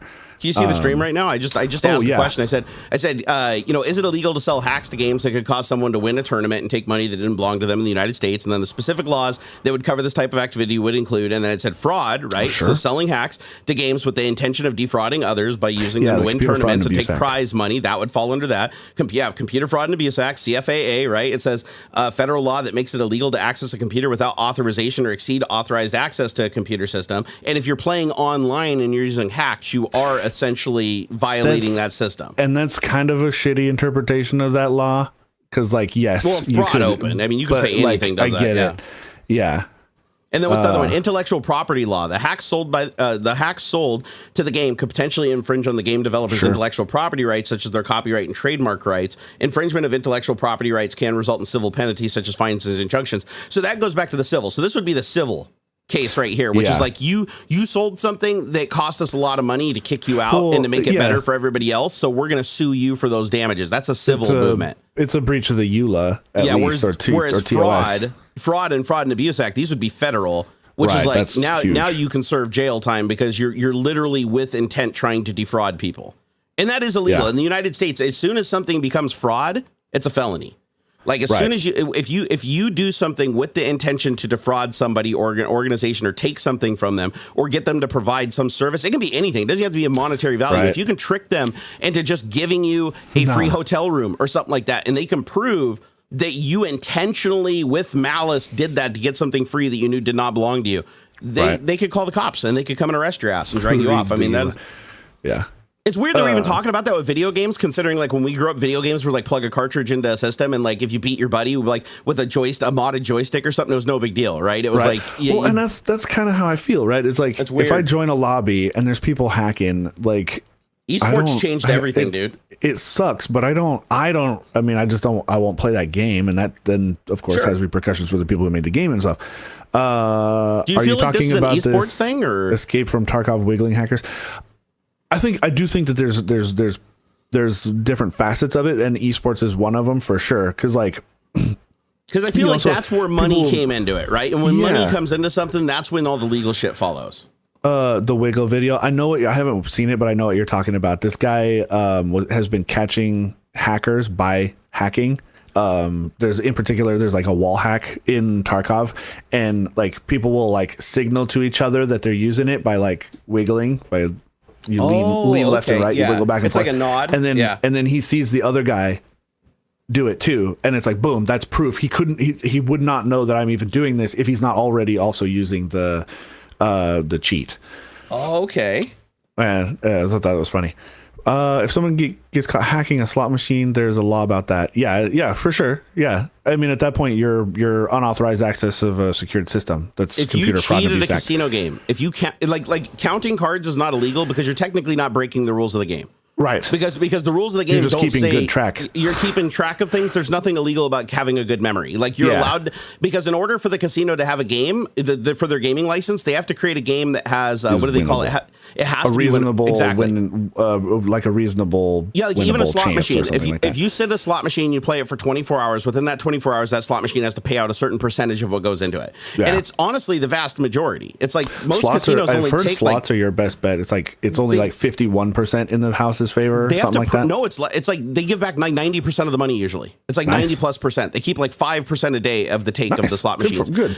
And they put the number on the slot machines. They're required in Vegas. If you look at it now, they have a number on the slot machine that tells you what the odds of the payout of that game is. And they're different for different games, obviously. Yeah. But the whole idea behind it is you have to know that there is a chance that you can win, that it's not an illusionary act. Right. And games of skill, the house is allowed to have an advantage, meaning that in a draw, the house can call that a win for them. Right. But it still has to be a winnable thing where a game of skill. There has to be a way for you to win over the house in any given situation where they can't just like cheat and win and cheat and win and cheat and win. Yeah. Counting cards is not giving you any illegal advantage because you don't know anything that isn't information already available to you. Right. Now, if they caught you with like a piece of equipment on you, that was like with a spotter behind that was looking at the cards and people's cards and stuff. Then you're going to jail. You're going to jail because that's fraud at that point, and they're going to take you. They're going to arrest you. The cops are going to pick it. It happens all the time. Yeah. And so, but with counting cards, all they can do is ask you to leave. And there's tons and not let you back.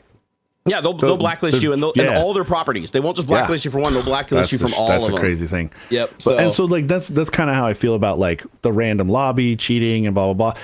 And then the people making the hacks, they should be punished more. Because now you're getting into a different set of laws at that point anyway. But like, and again, the tournament thing, I think. Yeah, no, I think banning people from regular play is fine. I think the guys creating the hacks should get a stronger punishment. Why though? Why? Because I'm thinking about this. The guys that are creating the hacks, if they're not using them themselves, isn't that the same as you like selling lock picks or selling tools for opening locks? No, it's up to them to decide how to use it. My mind went to the lock picks thing too, but lock picks can have a non damaging purpose, right? Like well, so can a hack pen testing. That's what they use lock picks for. There is a fine. I suppose there's a fine line between using. It's an intent thing, right? If I make a particular sort of tool that is designed solely to defeat a particular lock, that's very different than a set of lock picks, right? If I'm creating a hack that has a very specific intent to it, that's very different than a game developer creating a tool to give themselves God mode while they're testing. But right? Lock-picking lawyer, you watch him, right? It's the use of the tool.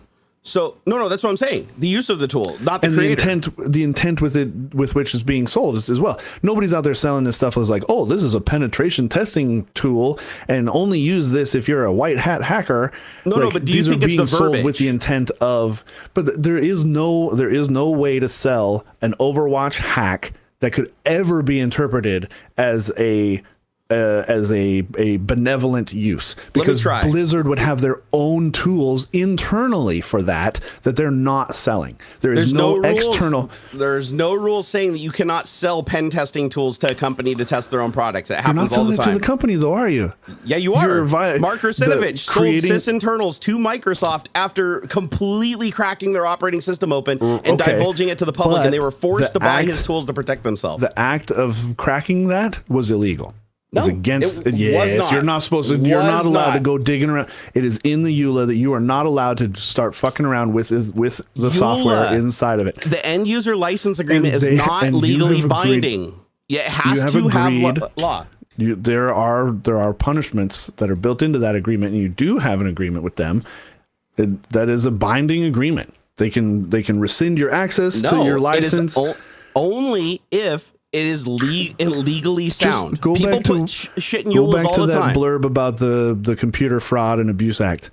You're accessing a sensitive system. Why is Mark Russinovich not in jail, and why isn't Lockpicking Lawyer in jail? He literally creates a video selling you a product that can code a lock, give you the coordinates, and shows you how to go and cut the key to defeat that specific lock on that specific car, and he can sell the tool legally. Go watch his videos. He does. He sells what do they call leechy tools, leechy picks that anybody can use. Again, it's the use, right? It's the use of the tool. The tool does it as a pen testing tool. Right. Mark Russinovich sold his tools as pen testing tools. The software, though, I don't agree that would fit the same sort of mold that the lockpicks do. Like, let me give you an example with the EULA thing, because I don't want to confuse people, because this is actually something that people confuse all the time. So in an end user license agreement, the only thing in an end user license agreement that is legally binding is if it aligns with a law, state or federal. It has to be in your state or federal, right? If it doesn't align with that, it is null and void. You can agree to it all day long, and it does not stand up in court. So like a good example of this would be my NDA, for instance, with Microsoft. My NDA said that I can't go work for another company for 3 years, and I can't talk about anything that I did at Microsoft for the course of 3 years. Otherwise, I am legally liable for damages done to the company in the amounts of so many millions of dollars up to. And I completely ignored that when I created a YouTube video that went completely viral everywhere. No, Microsoft came after me. The attorneys didn't come after me. The reason they didn't is because in Washington state, that is not an enforceable law. They can put it into the contract, and it may work in some jurisdictions, but here in Washington, you cannot say that if you lay somebody off or fire them, that they cannot go get a job in their area of expertise somewhere else for 3 years, because that would affect their earning potential and their ability to support themselves and their families. So that is not a support, but they still leave it in there as a scare tactic, hoping that you'll believe it. And it's the same thing with shit like this. Like Mark Russinovich literally found how to do an auto run bug, right? He's the one that exposed the Sony rootkit. And so he figured out how to do that, and he made that information public. And he said he made it public for the purpose of forcing Microsoft's hand to fix it. Sure. He wanted it fixed by Sony, but he wanted Microsoft to put things in place. Then he created the SysInternals company, which created over 100 tools that accessed private APIs that are not accessible or documented or supposed to even be touched by the customer. And he was able to let anybody download those tools.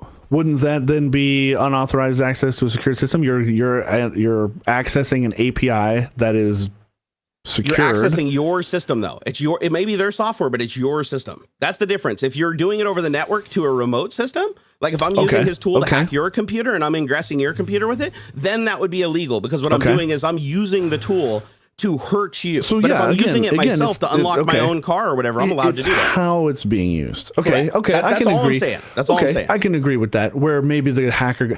Okay. Then yeah, it is going to depend on how the creator of the hack is presenting it. If they are deliberately like advertising this to, hey, beat the system, win more games, blah blah blah, then you are showing a criminal sort of vague, if you were low-level criminal saying, intent. Yeah, exactly. If you're selling the crack pipe as a crack pipe, then it's a crack pipe. But if you're selling it as a hashish smoker or tobacco pipe, then it's fine. It's the same type of it'd be law. different. Yeah. It's like I could go buy one of them little round keys that open up vending machines. Exactly. Right? There's only a handful of those around.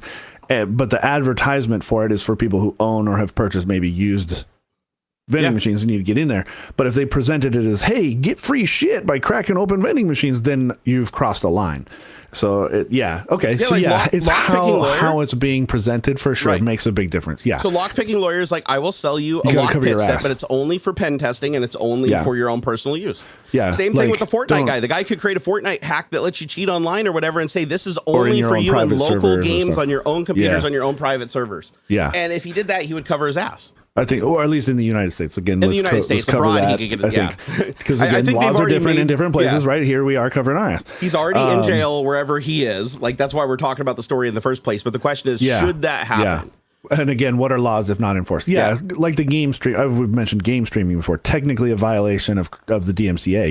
You should not be publicly broadcasting up copyrighted material. That's why Nintendo takes down YouTube videos all the time. Yep. But if nobody complains, then is it really even a thing? Yeah. I printed our Nancy Drew computer game answers for a relative once. Is that cheating? It's not cheating. That's a copyright violation. Yeah. You're making unauthorized duplicates of copyrighted material and you're not allowed to do that. That's DMCA. Yeah. And just to be clear, you are allowed to make duplicates, but only for your own personal use. You're not allowed to distribute them. Second, you give it to another person. Your relative would have to look over and copy that, which then they are now making the copyright violation. Like, for instance, did you know it's legal for you to go into your garage right now and build a rocket launcher or build a tank if you wanted to? Like, you can build those things. As long as you build it, dude, as long as you build it and there's no serial number on it, you can own that forever. But the second that you transfer that, you are a felon. Yeah.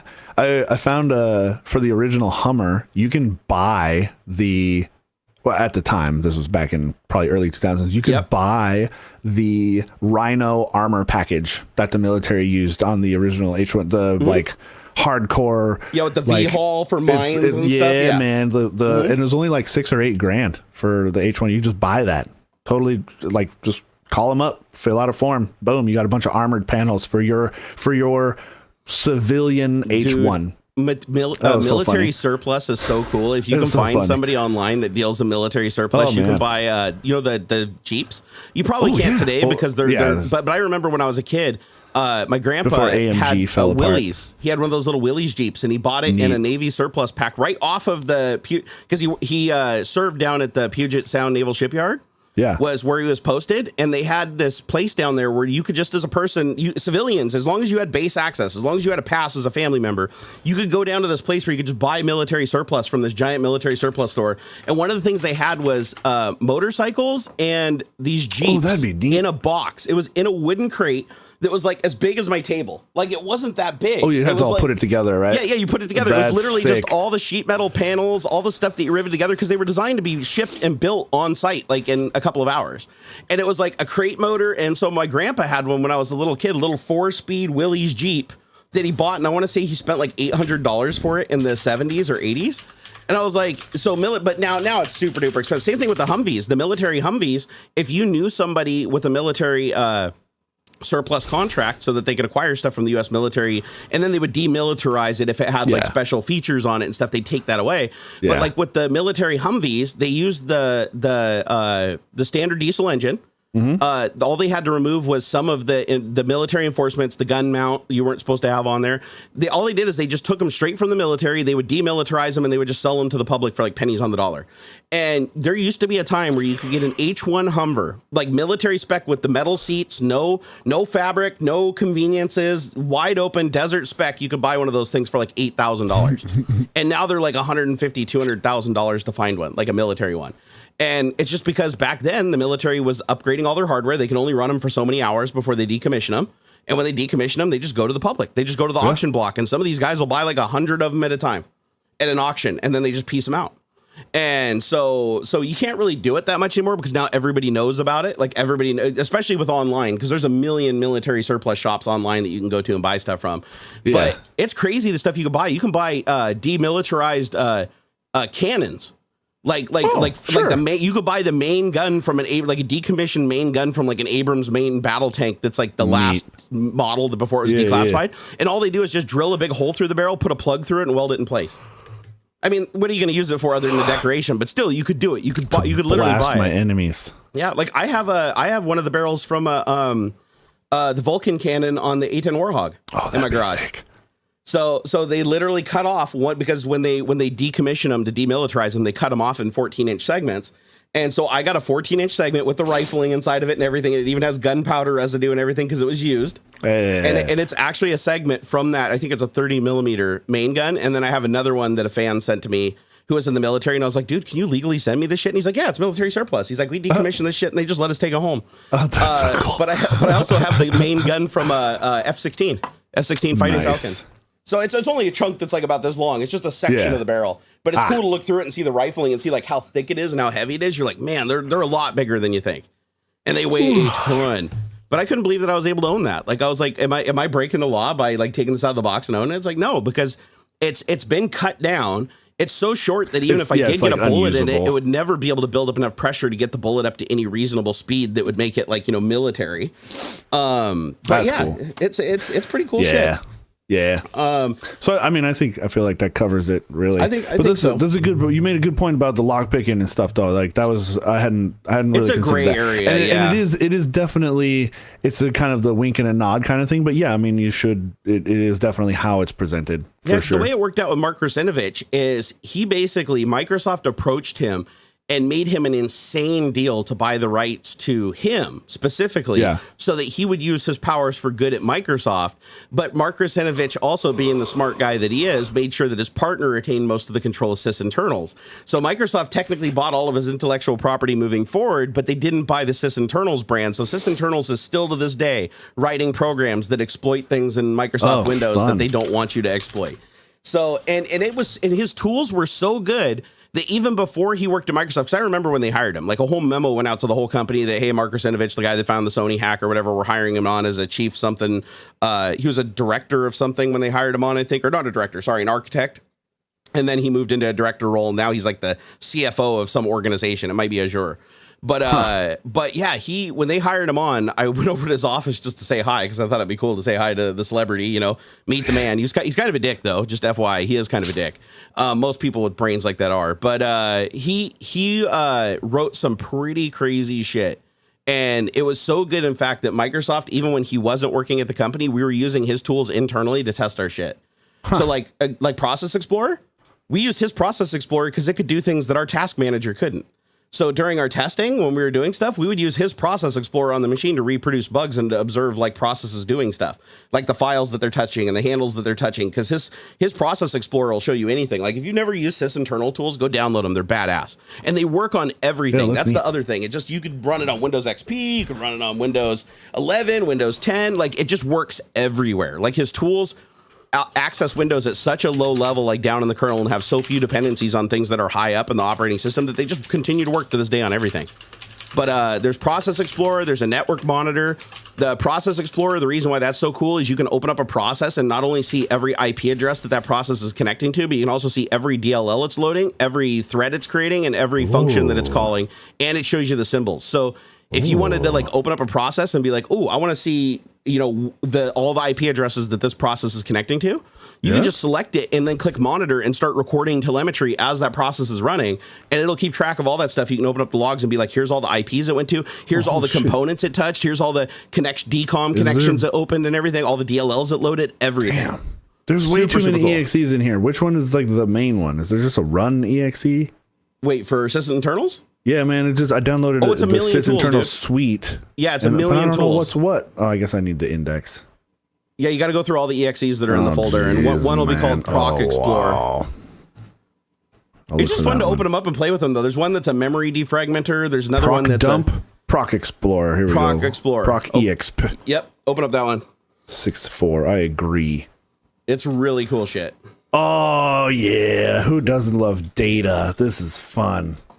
No, so he's James got Janis, tools. Yeah. Before we move on, James Janis says he's talking about where everyone has or does something that's not part of the game, like we have been in a Call of Duty match where someone hacks and makes everyone jump 50 feet or some shit.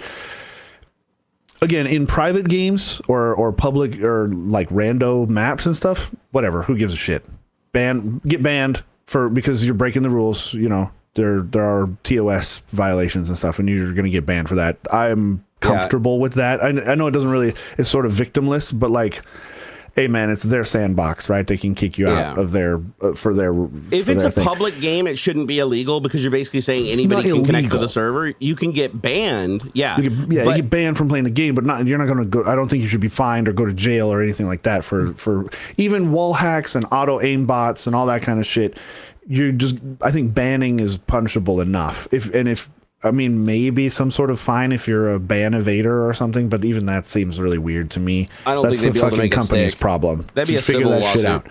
If that even, you know. But again, if it's a tournament or something where a pro is cheating and there's like, you know, there's big money on, not even big money, but a tournament, a contest like that has a certain expectation and a certain there are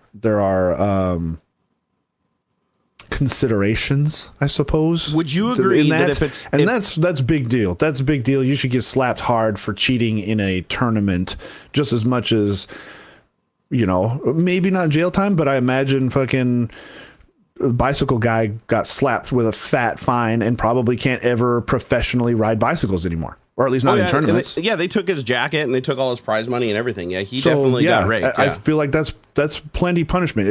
If fucking Cloud9 gets caught, if even just one of them, I feel like that should go far. Like to slap them hard so that people don't do this shit. I feel like if even one of them, maybe not ban the whole team, because that one guy should never be able to play in a tournament ever again. Or for a certain amount of time if it's his first violation or something, but like the whole team should be fined because you let somebody like that on your team. I mean, you can cry about it all you like, but hey man, you've played with this guy 8 hours a day for how long, and you didn't know he was a fucking cheater? The whole team gets fined and he can't play for a year or 3 or 10 or whatever. Yeah. I think just the line is if you cheat in a game or you break the agreement that you have with the company, with the game, or whatever, they have every right to ban you and kick you out and make it so you can never play again and even fix all the bugs. 100%.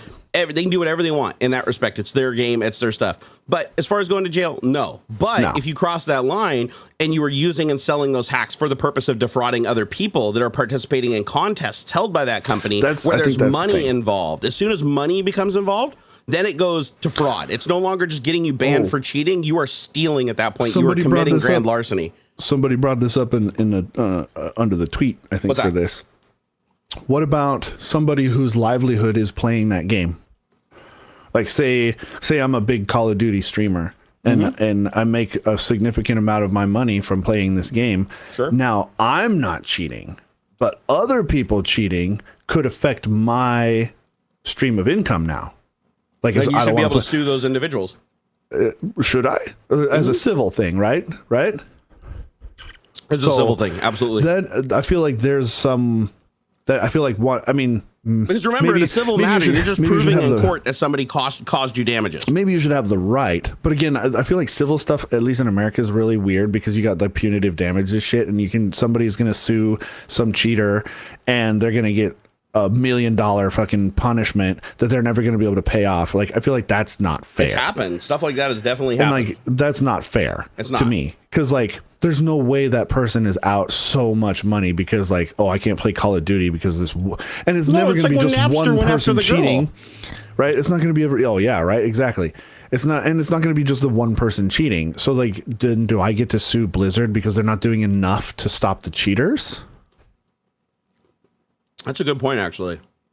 And then how do you prove going that? up against Blizzard would be really difficult because they have such a huge legal team. And here in the United States, who has the bigger team usually wins unless there's something that's really definitive that can't be defended against. Yeah, because somebody brought that up in the chat too. Like, is it somewhere in here that we're talking about like the developers, if there's like a known exploit and the developers don't do anything about it, are they then responsible for everybody who cheats the system? Let's create a scenario. Let's create a scenario real quick. So if you're an online gambling company, which is legal in some jurisdictions, right? Sure. So you create an online gambling company where you go play poker. You're still held to the same gambling laws within the country that you're operating in, the federal gambling laws, which means that it has to be random and it has to be winnable by the player as much as the house, but with the draw going to the house, right? So the house does have a slight advantage.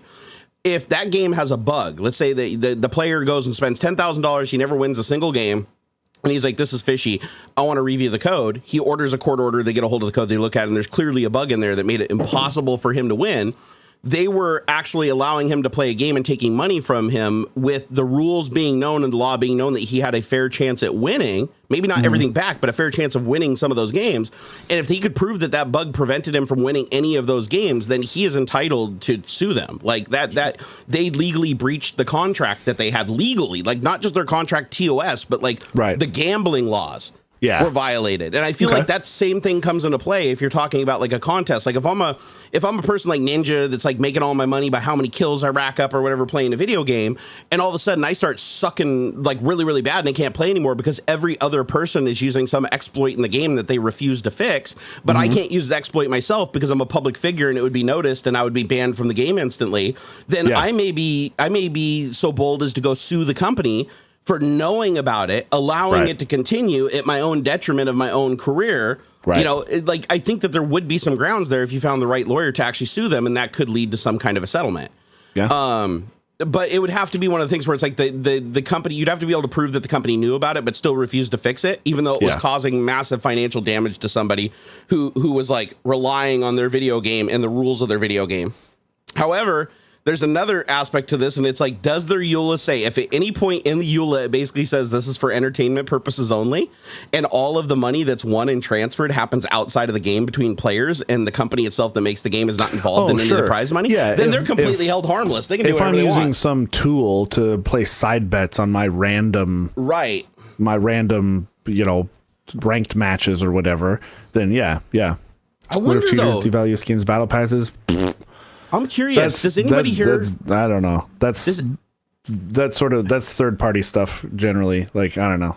I have an interesting question. Cheaters and videos, we all play just for entertainment. Not everybody. Some people play. This is their job. It's not just people playing 100%. For entertainment.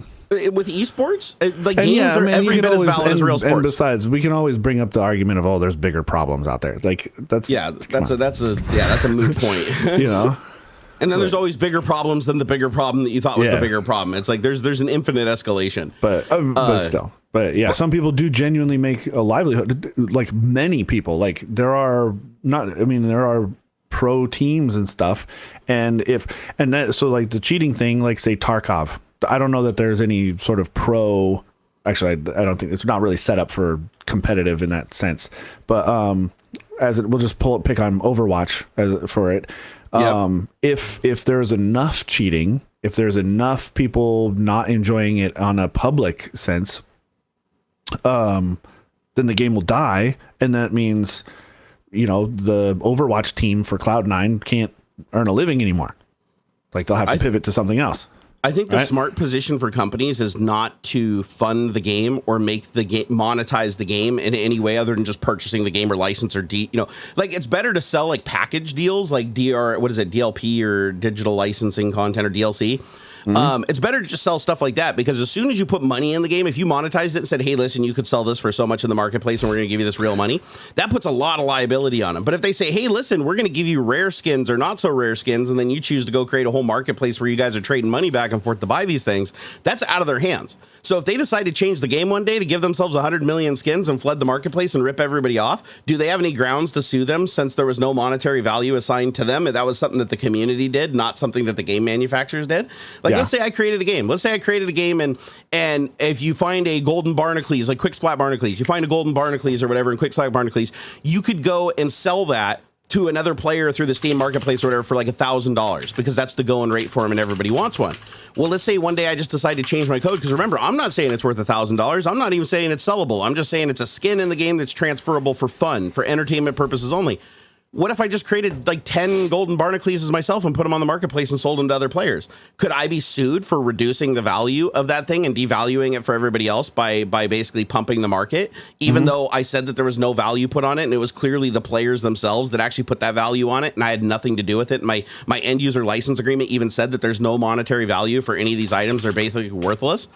I think in that case, you might actually get away with it, because you're basically saying that the community themselves are the ones that are putting a value on it.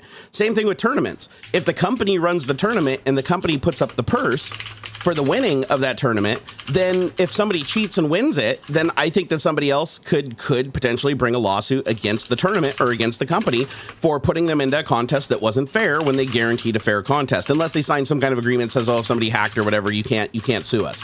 But I think you should have a leg to stand on. However, if they hire a third-party company and the third-party company puts up the purse for winning the contest, but they're using the software of the other company, like esports company is separated from Blizzard or whatever, and the esports company puts up the contest and somebody wins using cheats, then who do you blame? Because they put up the prize, but somebody else manipulated Blizzard software. But at the same time, Blizzard said our game doesn't pay any money. Like, our game isn't a monetized game, just somebody else is using it that way.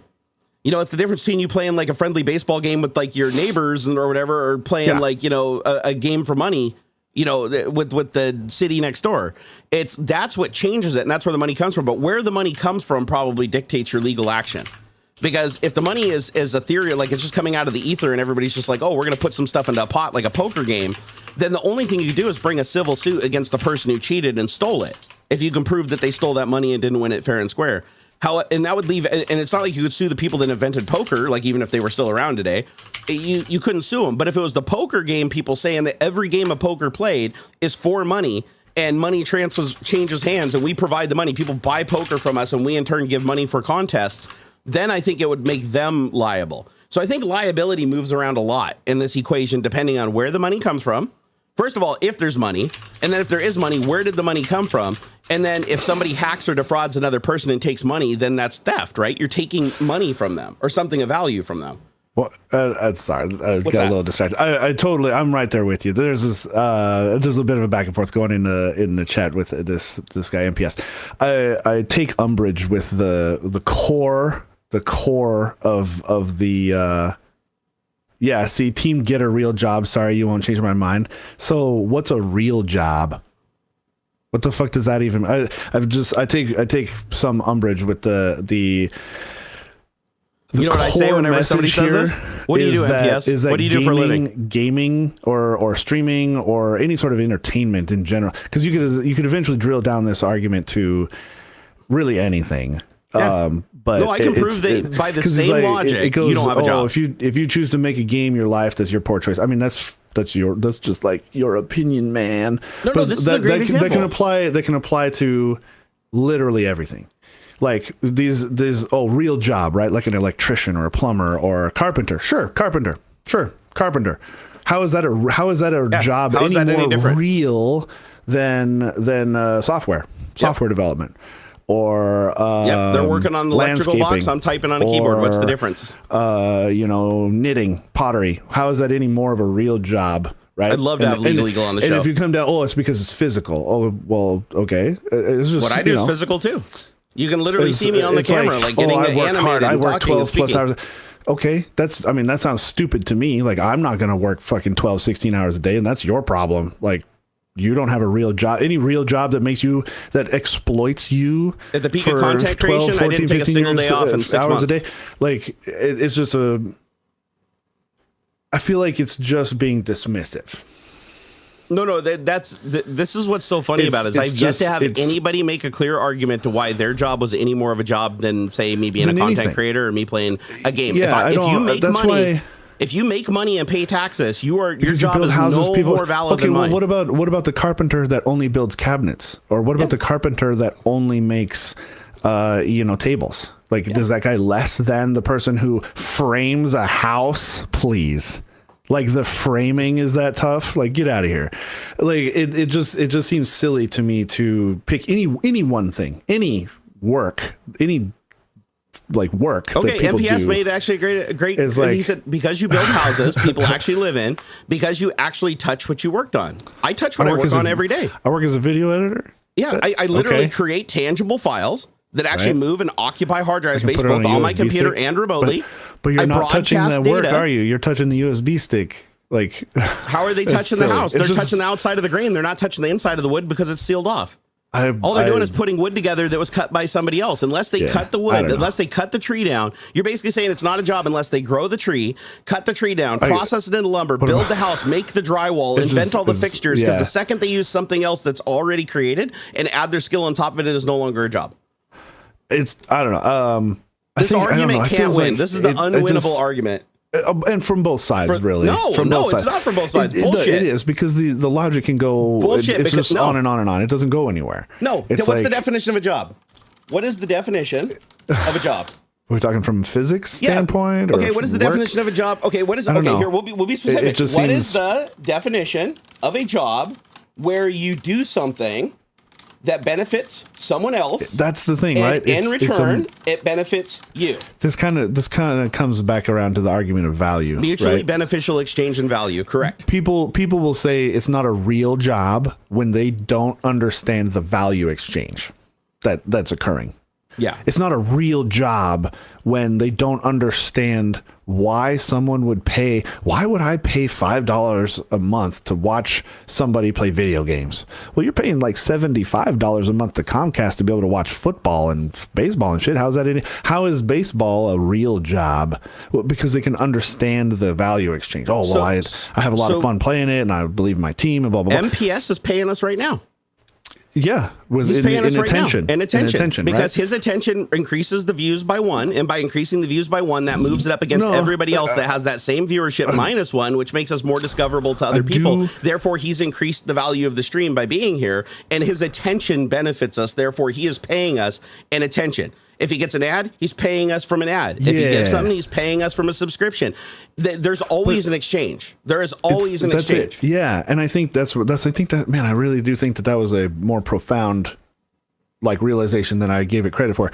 Is that argument of that's not a real job? It does come from a misunderstanding of the value exchange that's happening. Content creation, that's not a real job. Fucking OnlyFans, that's not a real job, because they either they don't understand the value exchange, or they look down on it. They don't value the exchange, and so that can't be real. That's not a real job, because you're just pushing buttons. And I like that my attention benefits you, but I don't see what you do is a job. Why not? I'm providing you with a service. Right now, I am providing you with entertainment. Like, we put effort into it. There's planning. There's, do you go to the movies? Do you buy a ticket? Right? Like, your argument holds no water, because your only stance for saying that it's not a job is because you don't want to believe that it's a job. It meets all the criteria of being a job. Right? I make money. I pay taxes. You're giving me value by being here.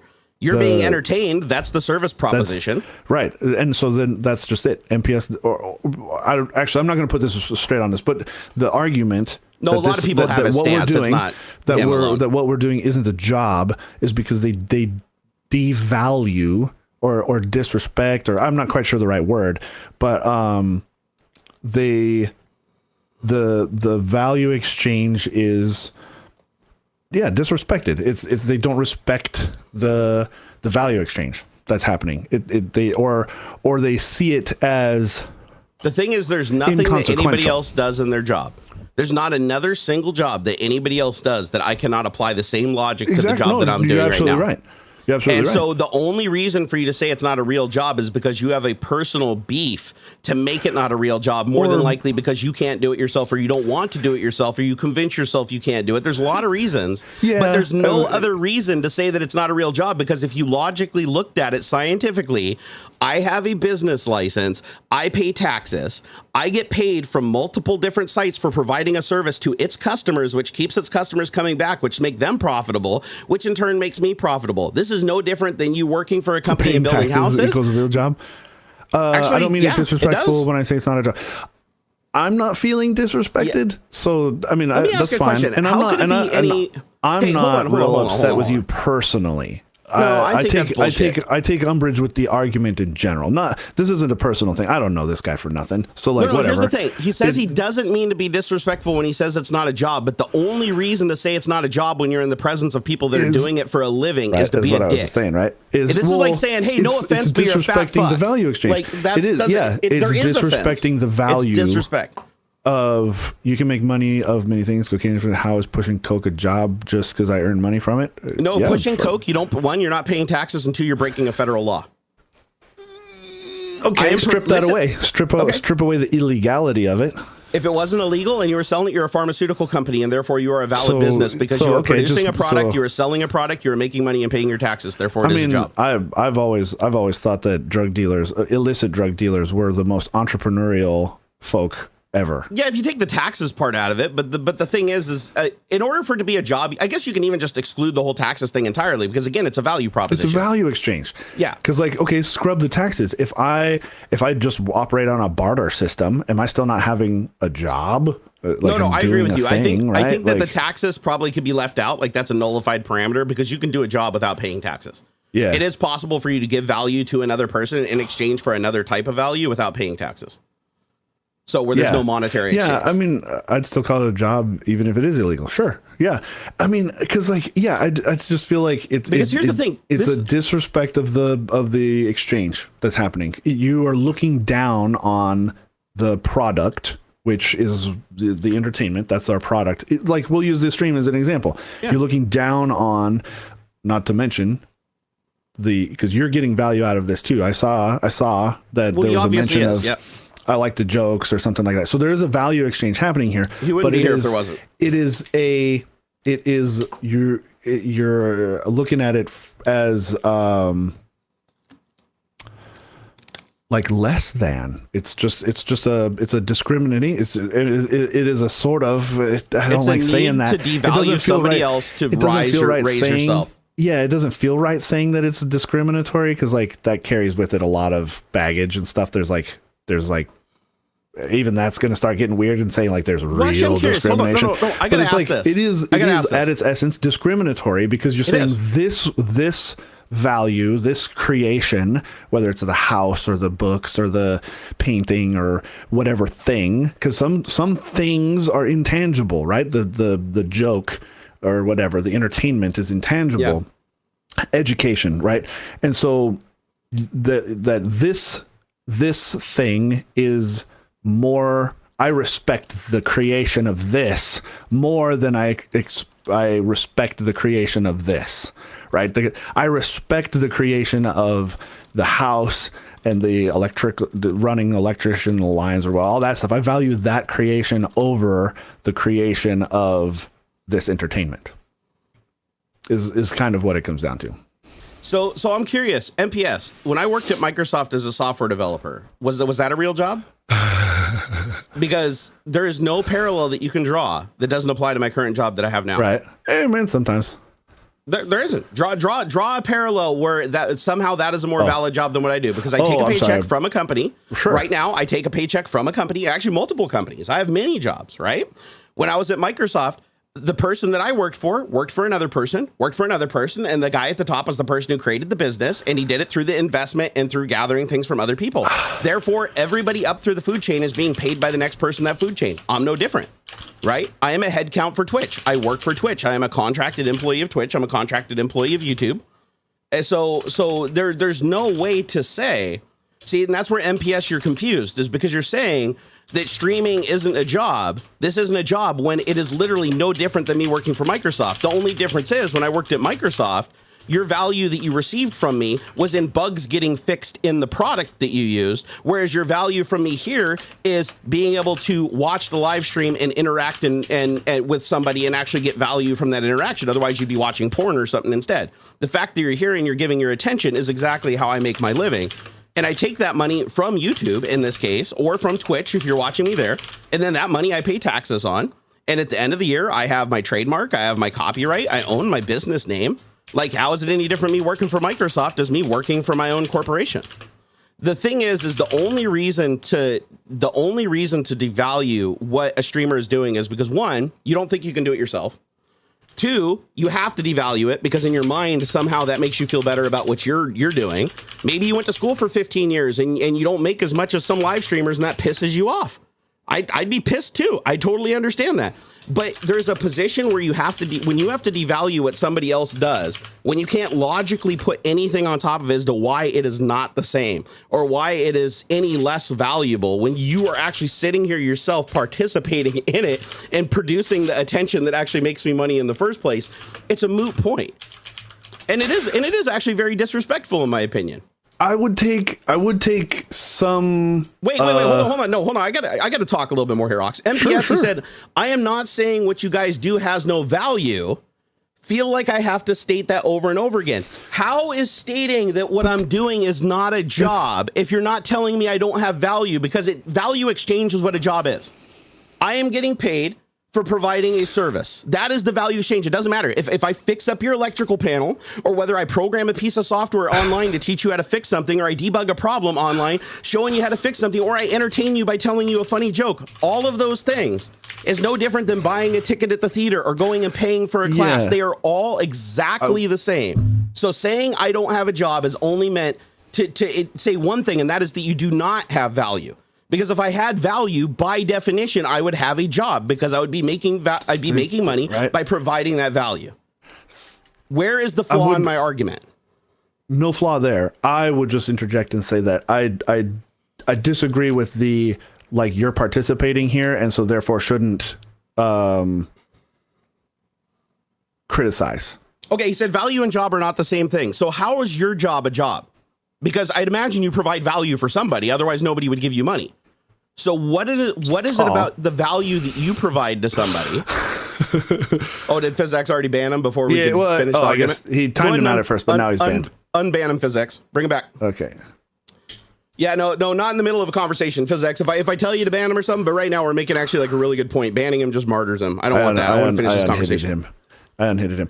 Okay, good. Yeah, I don't. That's what I mean. Like, I don't like the whole like, oh, get a real job. Because like, no, man, that's so soul crushing for me.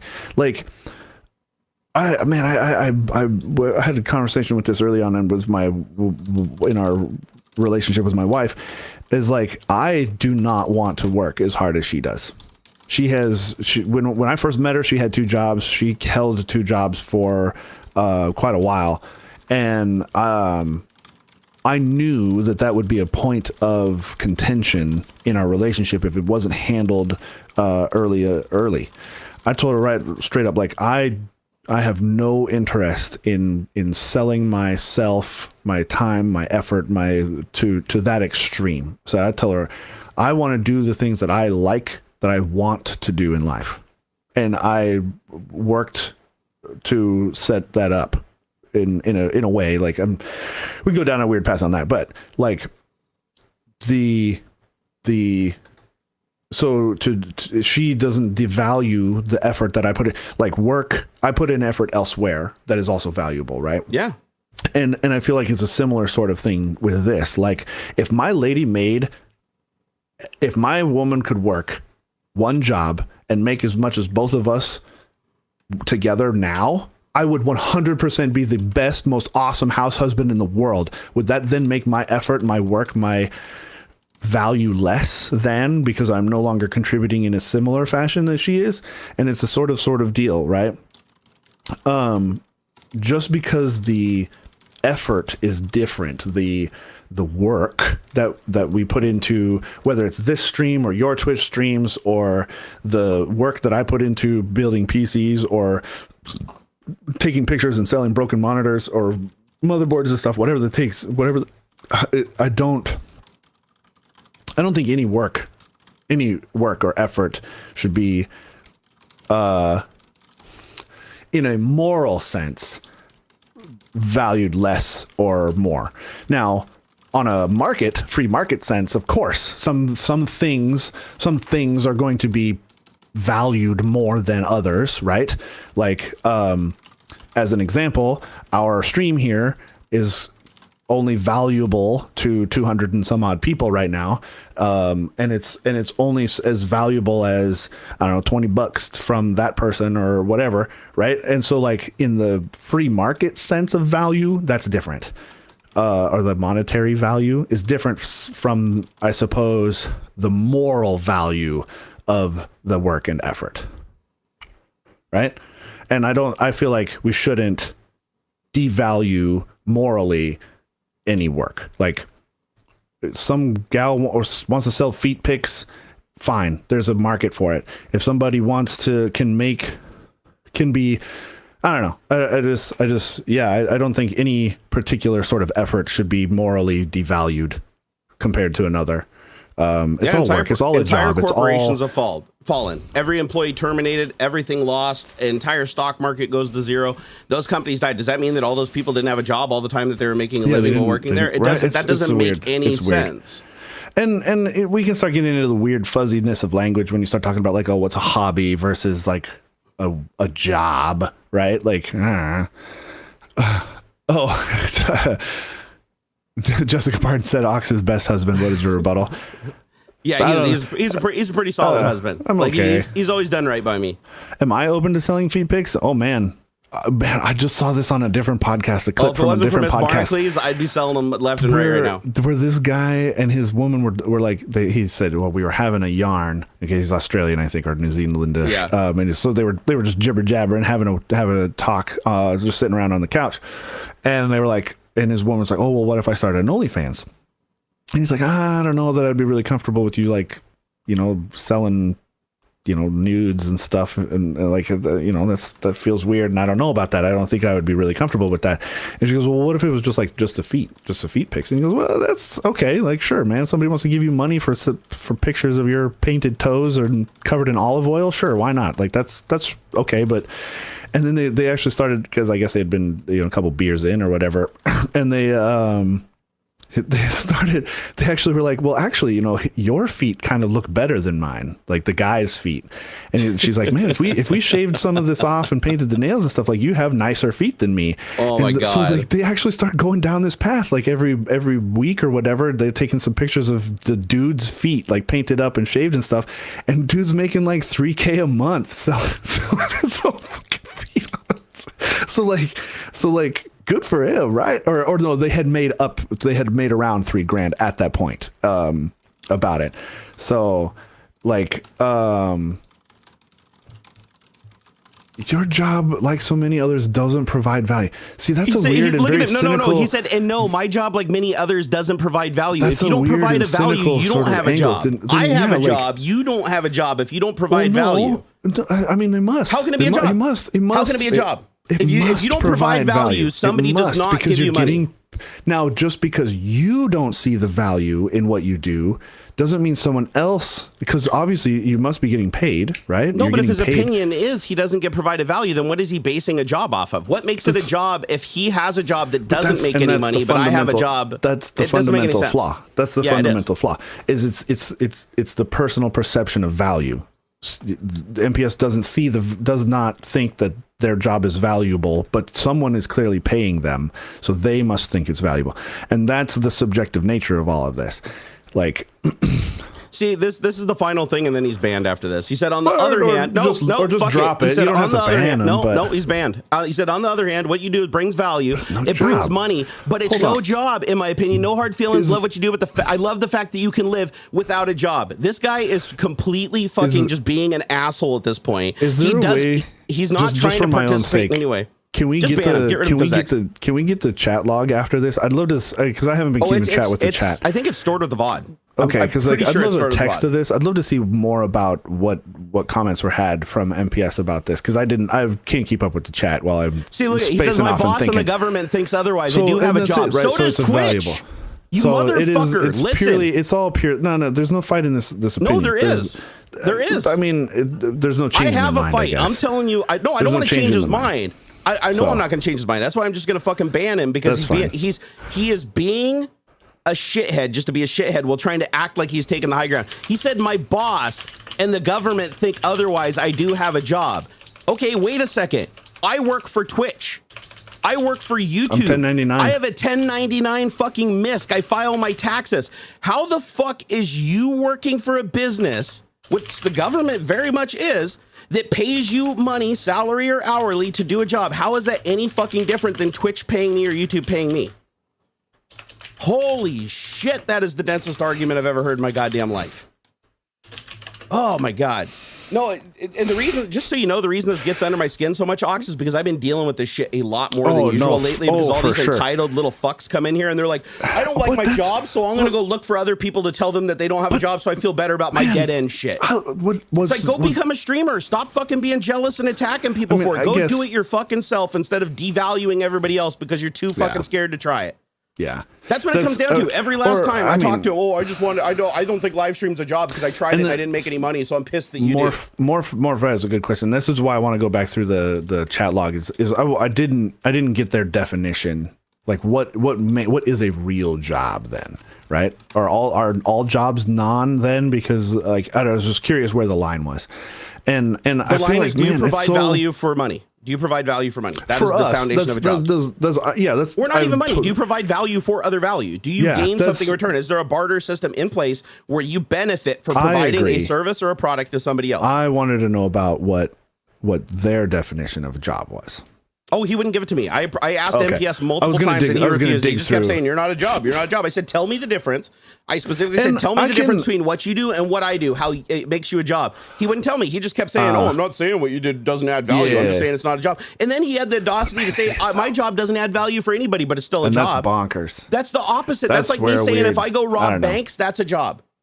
Well, they do call it a job. I think the best. I think one of the greatest things about the last maybe 5 years has been how easy it is now to do what you love and depending on, I guess, everybody's got to say but it's way easier than it's ever been. Even still, like I know it's really hard to make a break like just on YouTube, but fine, create content on TikTok, funnel that to your YouTube, right? Like it's so the barrier to entry to talking about the thing you love or doing the thing you love the most and making some money off of it and making that your life has never been easier.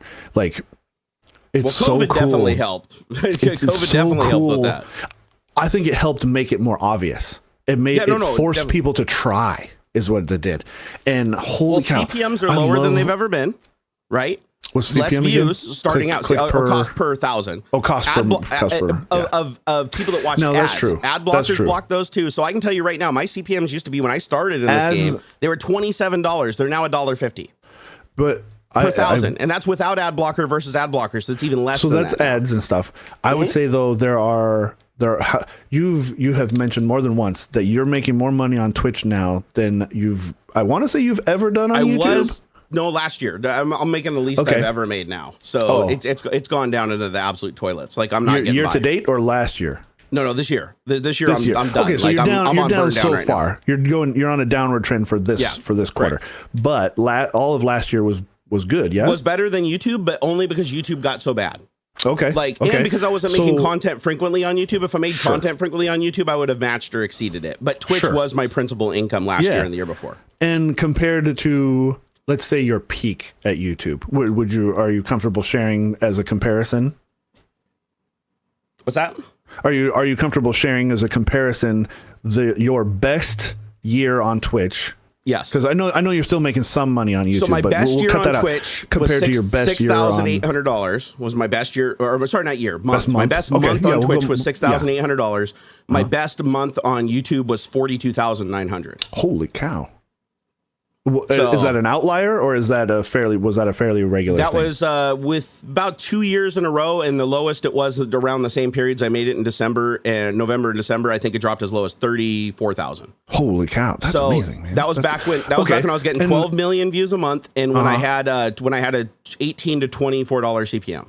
Okay. Now for the same amount of views, that's way down. If now. I got like the same amount maybe. of views today, I would make probably around $2,000, $2,500. So yeah, it's that bad. It's gotten that bad. That's why I moved to live streaming a lot, is because live streaming didn't take as bad of a hit as that. Yeah.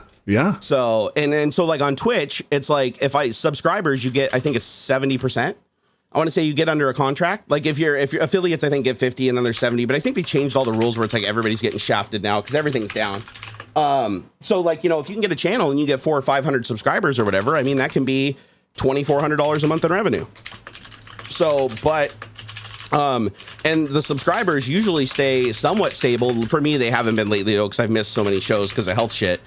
But you can make a good living in live streaming because live streaming is more dependent on people that enjoy the show and like to participate in the show more versus direct to consumer. It's more direct to consumer. Exactly. That's where the value is, in the interaction and in the directness. People don't like to go back and watch the VOD as much as they like watching the live show. That's true. And that's where I feel like it does take a bit of a diversification, right? It does. 100%. Merch or a blog or, that kind of a thing. Like a Gumroad, maybe even if you have some sort of like tutorials or ebook thing you want to put out there.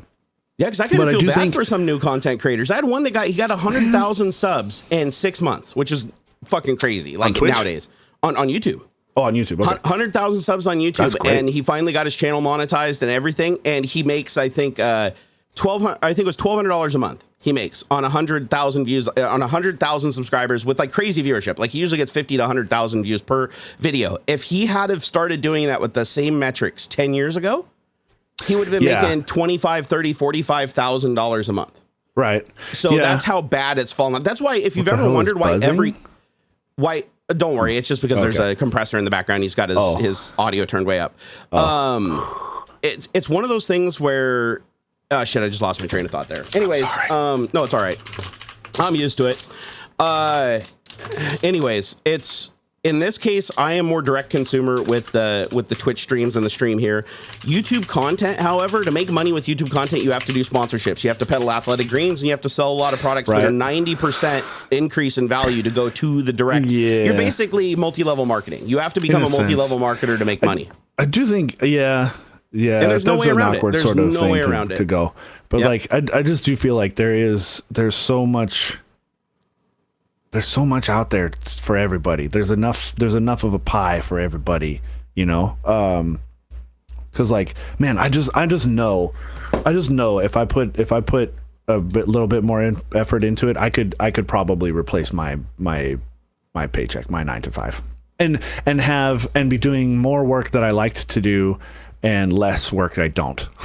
Yeah, it would take a while, but you can. It's a lot of work and people don't realize it. Like, even I know people that have like 10 million followers on TikTok that make less than $1,000 a month. Like TikTok's payout's garbage, man. I've seen a lot of that from creators. We're like, bro, this video got like 3 million views. It was fucking viral it's like news stories and stuff wrote about this, and I made like $300.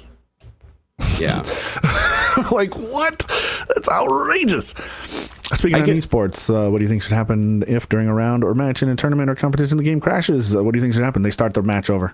It's got to say that's the only thing they can do. There's no way you can just say because the other team is a little ahead, they can do that. The equivalent in I guess IRL sports, like say lightning strikes the football field, they'll call the game. Yeah, cancel the game. Yep. And now football has a way to where like they could pick up that game at that spot with that score, with that clock, blah, blah, blah. And that's probably what they would do. They'd try again tomorrow or whatever. But in a sense like that, you'd just start the round over. You'd start the match from scratch. Yeah. And I'm pretty sure that's happened. Power outages or something where like, or somebody, knocked their computer over and whatnot. You start the match over. Yeah. Oh, one other thing I just wanted to end on before we end that subject is I want to make it clear to everybody when I did leave Microsoft, when they laid me off and I lost my entire fucking career and it went from being a hobby to full time. I'm telling you right now, I worked 10 times harder on the YouTube channel than I ever did working at Microsoft for 15 years, even during the most hellish times at Microsoft.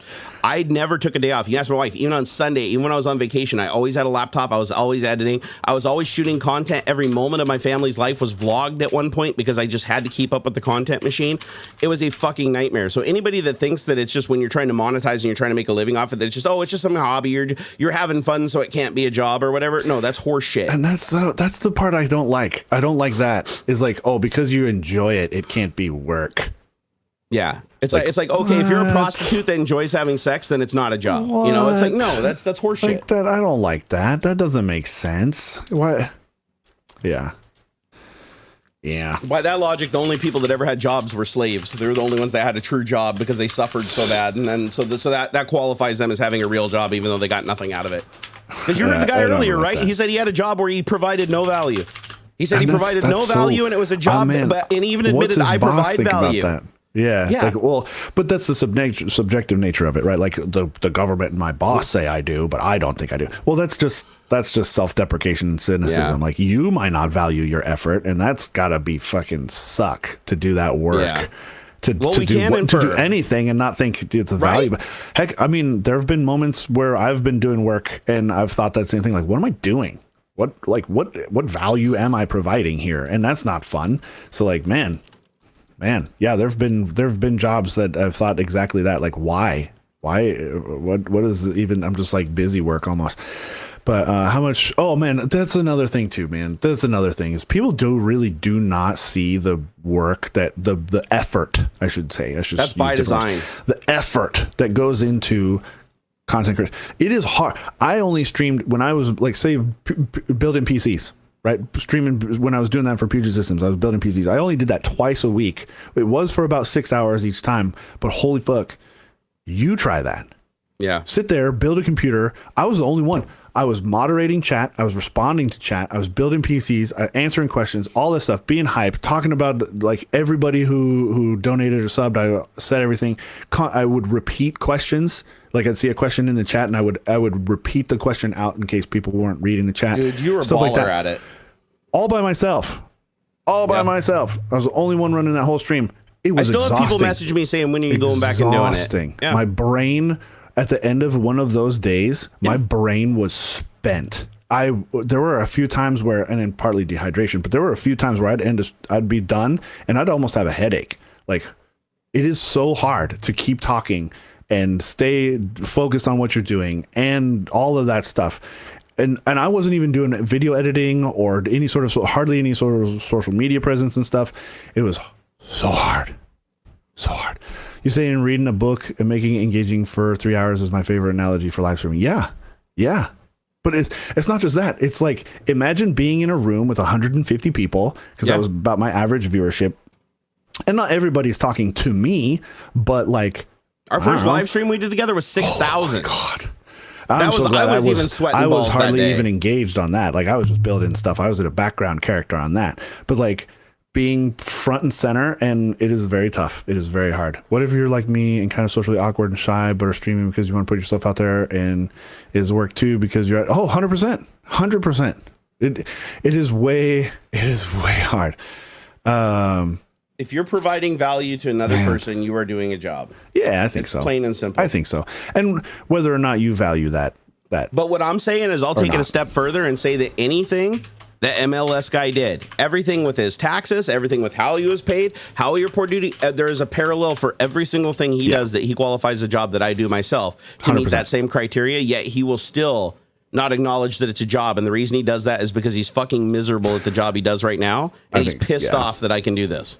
I've talked to so many people that have even admitted it, dude. They don't have to be, right? Like, they don't that's have what I'm to saying. be. Just go fucking do it. Like, we're in a day and age where like you really don't. It might come with a change of expectation. It might come with a change of you have to change your life, your lifestyle change, even. But like some people are gonna say, I'd rather cry in my Lamborghini, right, than be happy in a Honda. I disagree. I 100% disagree with that. Because I cried in my Lamborghini, and I am much better off. I would, like I said, if my lady could on her own and be happy, of course, work a job that would keep our lifestyle the same, and I'd stay home, I know I would be happy to keep this house running like a fucking top, and I know that I would have enough time to put into other things that I like. Like I could, you know, because eventually I get bored of the house is clean. What else am I supposed to fucking do? Right. You know, the bills are paid or whatever the fuck responsibilities I'm supposed to have as a house husband. Like, I'm sure I would have extra time in the day and I could do more shit that I like to do. Like whatever the shit I'm doing in the garage and stuff. Like there's no reason you don't have to be miserable. A homemaker is also a job, even though it technically is unpaid, 100%, because there's still value exchange there. Oh, wow, man, there's more bullshit coming out of these mouths. So James Jane has said, so when is it a job if I stream a game but ignore the stream? Like, just click stream and completely forget about it and play a game and people donate. Actually, if you have donations enabled and people are giving you money for what you're doing, you are working because you are playing a game and you are allowing other people to watch you and be entertained and give you money for it. No, try it out. Like it's still. No, I think he's trying to say that that's not a job, and it is a job. It absolutely is. If you are getting paid for it, or you're providing value to somebody else, and you are getting something out of it, i.e., playing a game, and why would you stream it if you didn't want people to watch it? If you don't want donations, disable donations. If you don't want to stream it, why are you even streaming to other people in the first place? Like, do you not want to provide value to them or entertainment to them? Like that's what I don't get. I do think this is more of a thought experiment, just from from other interactions I've had with James here. That this is more of a devil's advocate sort of argument, not a antagonist or. I'm just fucking wound up because I'm getting sick of this shit. I just wanted to say that out there so we don't. Thank you, Elvis Stooges, for the $20. I appreciate it, brother. Because I do think James is just presenting a no, he is. I've seen James around forever. I'm not mad at him. It's just the whole idea of trying to find an angle of where it's not a job when there is value being transferred, you're making money and you're paying taxes for it. It's like, is it not a job, even if it's a hobby? Like, let's say you just go home and you build model cars. Do you give them away or do you sell them? If you sell them and you make money for it, which gives you money to buy more shit to make more model cars and grow your business, or to do more and bigger things, you are funding that. There is a value exchange for that, so you can argue that you're working. Yeah, I would say even just giving them away, because there's a value there too. There is. Right? There is a value in giving away, absolutely, because people get something for free from you and now they appreciate you more for it, and you bask in that appreciation. True altruism is I think impossible. It's a rare concept because you could give it away and it's always going to make you feel good. You might argue that I don't care, but like I don't know. I feel like you do, because like you would human at a biological level, you wouldn't keep doing it if you weren't getting like some dopamine or something out of it. You know what I mean? So like true unadulterated altruism, where like you are doing a thing or a thing is occurring with no sense of reward, is I think impossible. Yeah. But that's going in a weird different thing too. Yeah. because here's the interesting thing I want to point out with the other argument is, like, if somebody donated, say you just started a game and you just hit stream and then you put it in the background and you just play the game and you don't give a shit what people see or what they say, or you have no want of or interaction, then why did you stream long enough to get your account monetized? Why did you stream? Why did you set up a PayPal link and put it on there? Why did you give them a means to support you if they enjoy what you're doing? Like, if your purpose isn't to stream to provide value to somebody and give them a means to thank you for providing that value, then what are you doing? Like, why are you even pushing the stream button in the first place if you're going to be like, that's not a job? It's like, just again, it doesn't have to be a punishment for it to be a job. You can enjoy doing your job. You can absolutely enjoy it.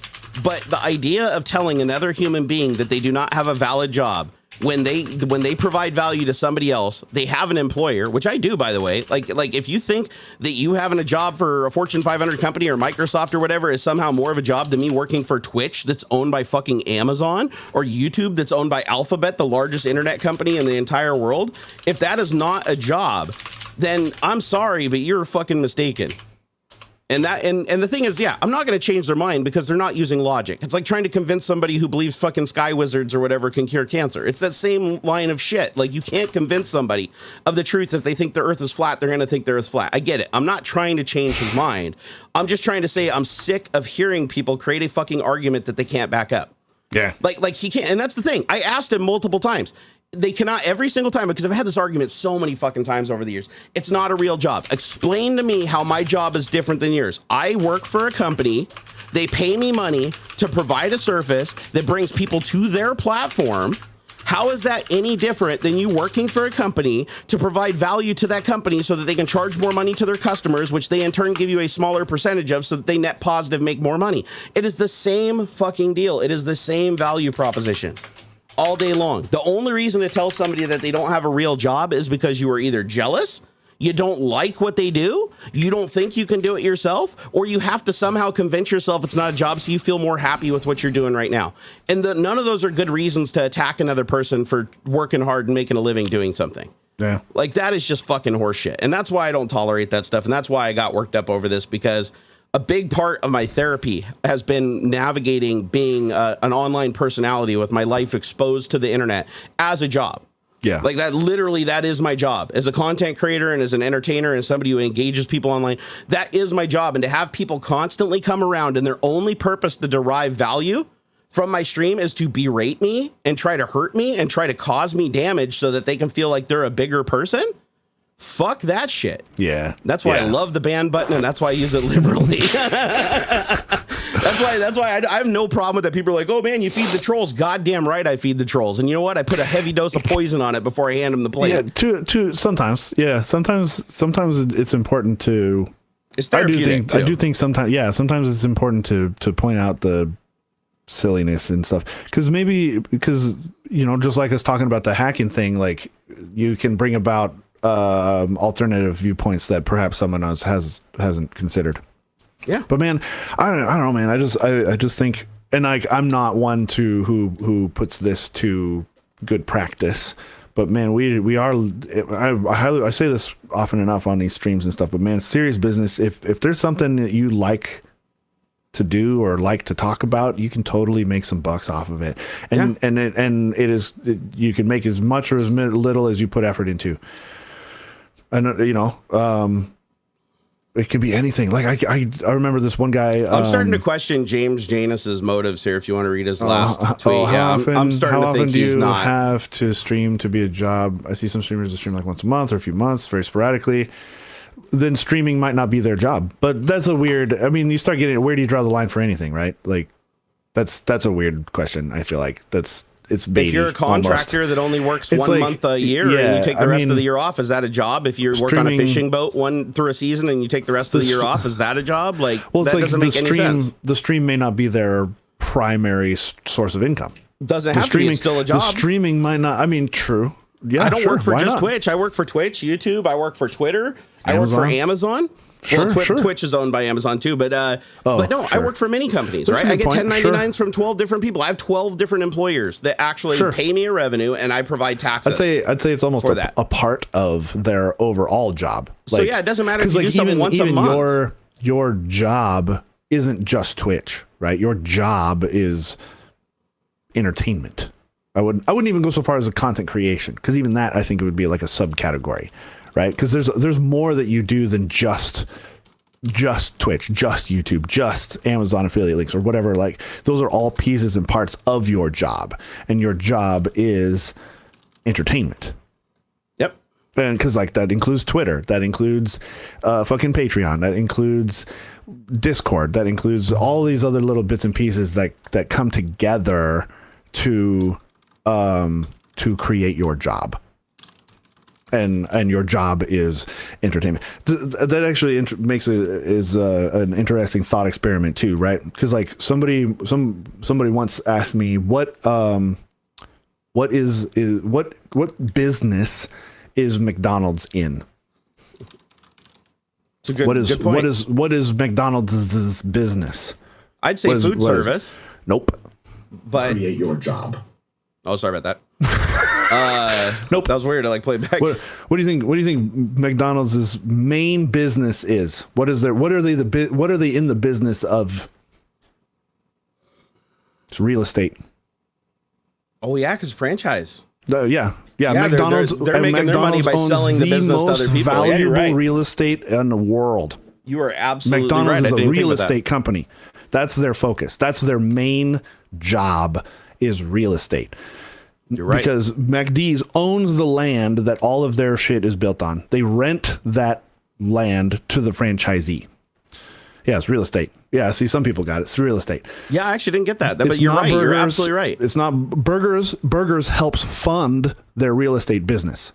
That's and there was like the guy who taught me that there was a fundamental shift in their business when they got big enough. It stopped being about burgers and stuff. It still is, because you got to have the same consistent burgers everywhere and things like that. Well, it was about burgers with the original founders, but then when that dude ripped off the brothers or whatever, once it starts he getting turned big it, enough, it's no longer just about the thing. It's about getting those burgers in the right place. And so now it becomes a real estate company. And that's what they do. That's it's like their ice cream machine, job, right? Like the ice cream machine is another subgenre of that, because you can only use the one ice cream machine as a part of the franchise agreement, which they provide, which they have a deal with another company, which they make more money off of. Yeah. So it's all deals. It's crazy. Your job isn't just live streaming on Twitch. Your job isn't just making videos on YouTube or whatever. Your job is I mean, and I would even question, and I don't have an answer, but I would even question so far as to say, is your job even entertainment? Because actually, your job might be more along the lines of media distribution. It doesn't matter what content you create. It's about getting that content in front of the right people. And so isn't your real job getting the content that you create? It's distribution, right? You're a media company whose job is distribution. It's getting the content that's being created in front of the right people. What content you create could change. Like maybe someday, maybe your cargasm shit blows up and now you're like the biggest fucking car reviewer around. Who knows? But the idea is getting the right content in front of the right people. That might be really more your job. How do I construct this tweet in the right way at the right time to get it in front of the right people? Or this clip from a particular Twitch stream, like the creation of it is maybe less important than the distribution. And so, that kind of thing. Like, you start looking at I like this kind of led me to another thought about, there's a concept of like, people don't buy what you do, they buy why you do it. Right. And that's sort of applicable to like Apple or something, right? Like why it's not, Apple does what does Apple do? They make great products. How do they do it? Well, they focus on industrial design and blah blah blah blah blah. Why do they do it? Because they have a fundamental why, and whatever, think different, whatever. And then that's not even their why, not really. You'd have to go corporate and dig into the higher level corporate stuff to figure out exactly why. But like that is the job. That's the real job, is almost the why, kind of, I guess. Well, Theodorus kind of took an different angle. He said, if you make enough money for you to live and you want to rely on that income, it's a job. If you're just doing it on the side and consider it a hobby, it's a hobby. So he's right. If you consider it a hobby, it's a hobby. If you consider it a job, it's a job. It's as simple as that. It's the perception, I suppose. Right? If I say what I do is, if you want to work for Microsoft and say that it's not a job, you just enjoy going there and you don't need the money and you're just writing program, then it's a hobby, even if you get a paycheck. But what I do is a job. And it doesn't matter what anybody says. I can prove it's a job by every definition of the word in Webster's dictionary or any other definition of the word. Like, so there's no use in saying that I don't have a job. You might as well just say the earth is fucking flat, because at the end of the day, this is how I make my living. This is how I support my family. This is what I do, whether you like it or not. This is what I do to make my money. And I work for companies, and companies in return pay me money to do it. And so do people directly. But if you have a show and you're a server at a restaurant and somebody gives you a tip, is that not money? Are you not living on that? Do you take all your tip money and put it in a separate jar and say, I'm not going to use this for bills and stuff because this wasn't this wasn't a part of my job. This is special money that's only for hobbies. Like, no, it's like you work there. People are providing you a tip for doing an above board job or saying something or doing something that they enjoyed, so that they are giving you something more. That doesn't devalue it as a job in any way, shape, or form. So what it comes down to is, if you think it's a hobby, if you're not doing it as your primary support and you only do it for fun, and any money that's made from it just feeds back into the hobby and there is no reason to use it, then call it a hobby. That's fine. But if somebody else does that same thing and they use that money to pay their bills, it's a job. It's that simple. Yeah. It doesn't have to go any further than that. But that was our crazy rabbit hole for the week. Yeah. So real fast, what's wrong with UEFI viruses? There is a virus going around right now that's actually scary as fuck. This one should actually scare you because unlike Spectre and Meltdown where you had to have physical access, this one's accessible through an XE. So if you get a contaminated XE on your computer to run this, it'll store a virus in your UEFI partition on your hard drive. Which actually is the first thing to boot. It's actually the boot manager that launches the operating system, Windows or otherwise. And once they contaminate the sector, unless you destroy every partition on the disk and completely reformat and repartition the disk, you can't get rid of it. So if you just reinstall Windows, roll back, just delete the partition Windows on and reinstall it, it will not eradicate this virus. And it's basically a full-blown rootkit that will allow complete remote execution over the internet. So there's only one antivirus that I found so far that scans for it, and it's called ETSE or something, ESET antivirus. There's like a 30-day free trial.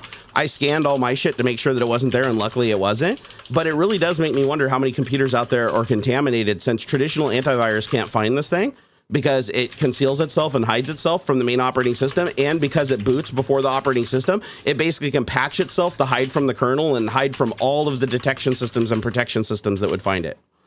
So it's a scary one. I'm trying to remember what it's called. I think it's called Lotus, Black Lotus. Let me see here. Is it Black Lotus UEFI? Let me see. Is that it? Yeah, Black Lotus. It's a UEFI boot kit that they have tested on the latest patched version of Windows 11, and it was successful.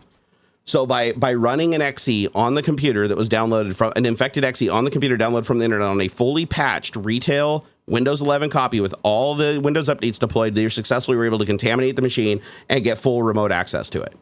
So this is a scary one. This is a real fucking scary one. And most antivirus don't scan the UEFI partition for whatever reason. And I don't know, maybe there's some file permissions or something on it. They have to do something special apparently to like search for this thing. So not every antivirus has it. Windows Defender can't even find it. Jeez. Which is pretty mind-blowing to me. But there are some ways that you can protect against it, like some precautions you can take. So I highly recommend that you guys go online and do a search for Black Lotus UEFI and how to protect yourself, because there's certain things you can enable on the system and there's certain things that you can run that'll make you less likely to be able to get it. And if you do get it, make it easier for you to get it off of the system. But yeah, it's crazy. Yeah, bypasses CVE. It bypasses a shitload of antivirus. As a matter of fact, I think that it just recently could be discovered by Total Virus. So if you're unsure of an XE, like if you download it from a shady place, upload it to Virus Total and have them scan it. Wow. Because Virus Total uses the ESET library, I believe, is one of their libraries, so it'll be able to tell you if it's contaminated or not. But the thing that sucks about it is the way that it exploits this, the exploit that allows it to modify the UEFI firmware, it does it in such a way that Windows doesn't see it as a threat. It doesn't trigger any API detection that would indicate that it's bad. There's no like one definition that just blankets it and catches every version of it, because slight modifications to it make it break the signature. So... But right now, the only place to get it is it's being sold on the dark web for like $5,000, which isn't that much if you think about it. I'm sure the Russians have already bought themselves several copies and are making the rounds. But do not open anything. Like, even with BitLocker enabled. I thought BitLocker protected you. Nope. Found out that was wrong. It basically can disable BitLocker without you even knowing it, decrypt the drive, and then the next time the computer reboots, it can install itself. So yeah, it can disable that. It can disable memory protection. So if you log into Windows 11 and you notice that your memory protection is disabled or BitLocker is disabled when you clearly had it enabled, like, you should probably be concerned. The one thing I did hear is that if you have BitLocker enabled on, because you can't enable BitLocker on the UEFI partition, you can only do it on the boot partition for Windows. But I did hear that if you have BitLocker have a passcode, like where you have to type in a passcode every time the computer boots to boot it. Mm-hmm. Apparently that does offer you some level of protection against the infection, because I don't know why, but it's the only thing I found that people said protect against it. The only thing that they're recommending is just do not run anything attached in email. And the other thing that you guys really need to know about, this one's actually important. I'm glad I just remembered it before ending the stream. Do not open any attachments from emails, even if they look harmless, even if it's a .txt file. Do not open it, because there is a bug. It's not even a bug. This is an architectural issue they can't fix in Windows or any operating system for that matter. Ooh. If you use a certain Unicode character in the character set, you can actually reverse the last 3 characters. You can swap the last 3 characters on the name of a file. So basically what you do is in the middle of the file name, you use this character, which tells it to change the language to read right to left instead of left to right. So you can make a file called like runmecom.txt, and then it'll reverse the txt and com and execute it as a com file. Or you could say not an exe.txt, or, this isn't a virus exe.txt. If you open it, it'll flip exe.txt and execute. But when you go to run it, it'll look like it's a text file. Some of the times when you run it, it will even open Notepad and open a fake text file to make you think you just opened a text file so you could see what's inside of it. But what it really did was ran an executable that just rooted your box and gave remote access, and there's nothing you can do after that. You're screwed. So don't trust anything. Make sure that if you are going to open an attachment, even if it's from a trusted source, unless it's something you are absolutely 100% expecting, like the person they're sending to you, it's within the context of the conversation. They called you on the phone and said, we're sending this is coming over.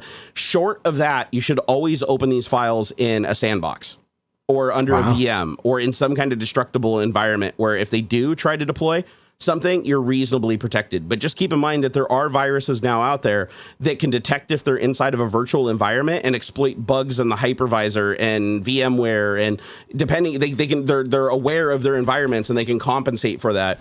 And people keep making little changes and variations to these things.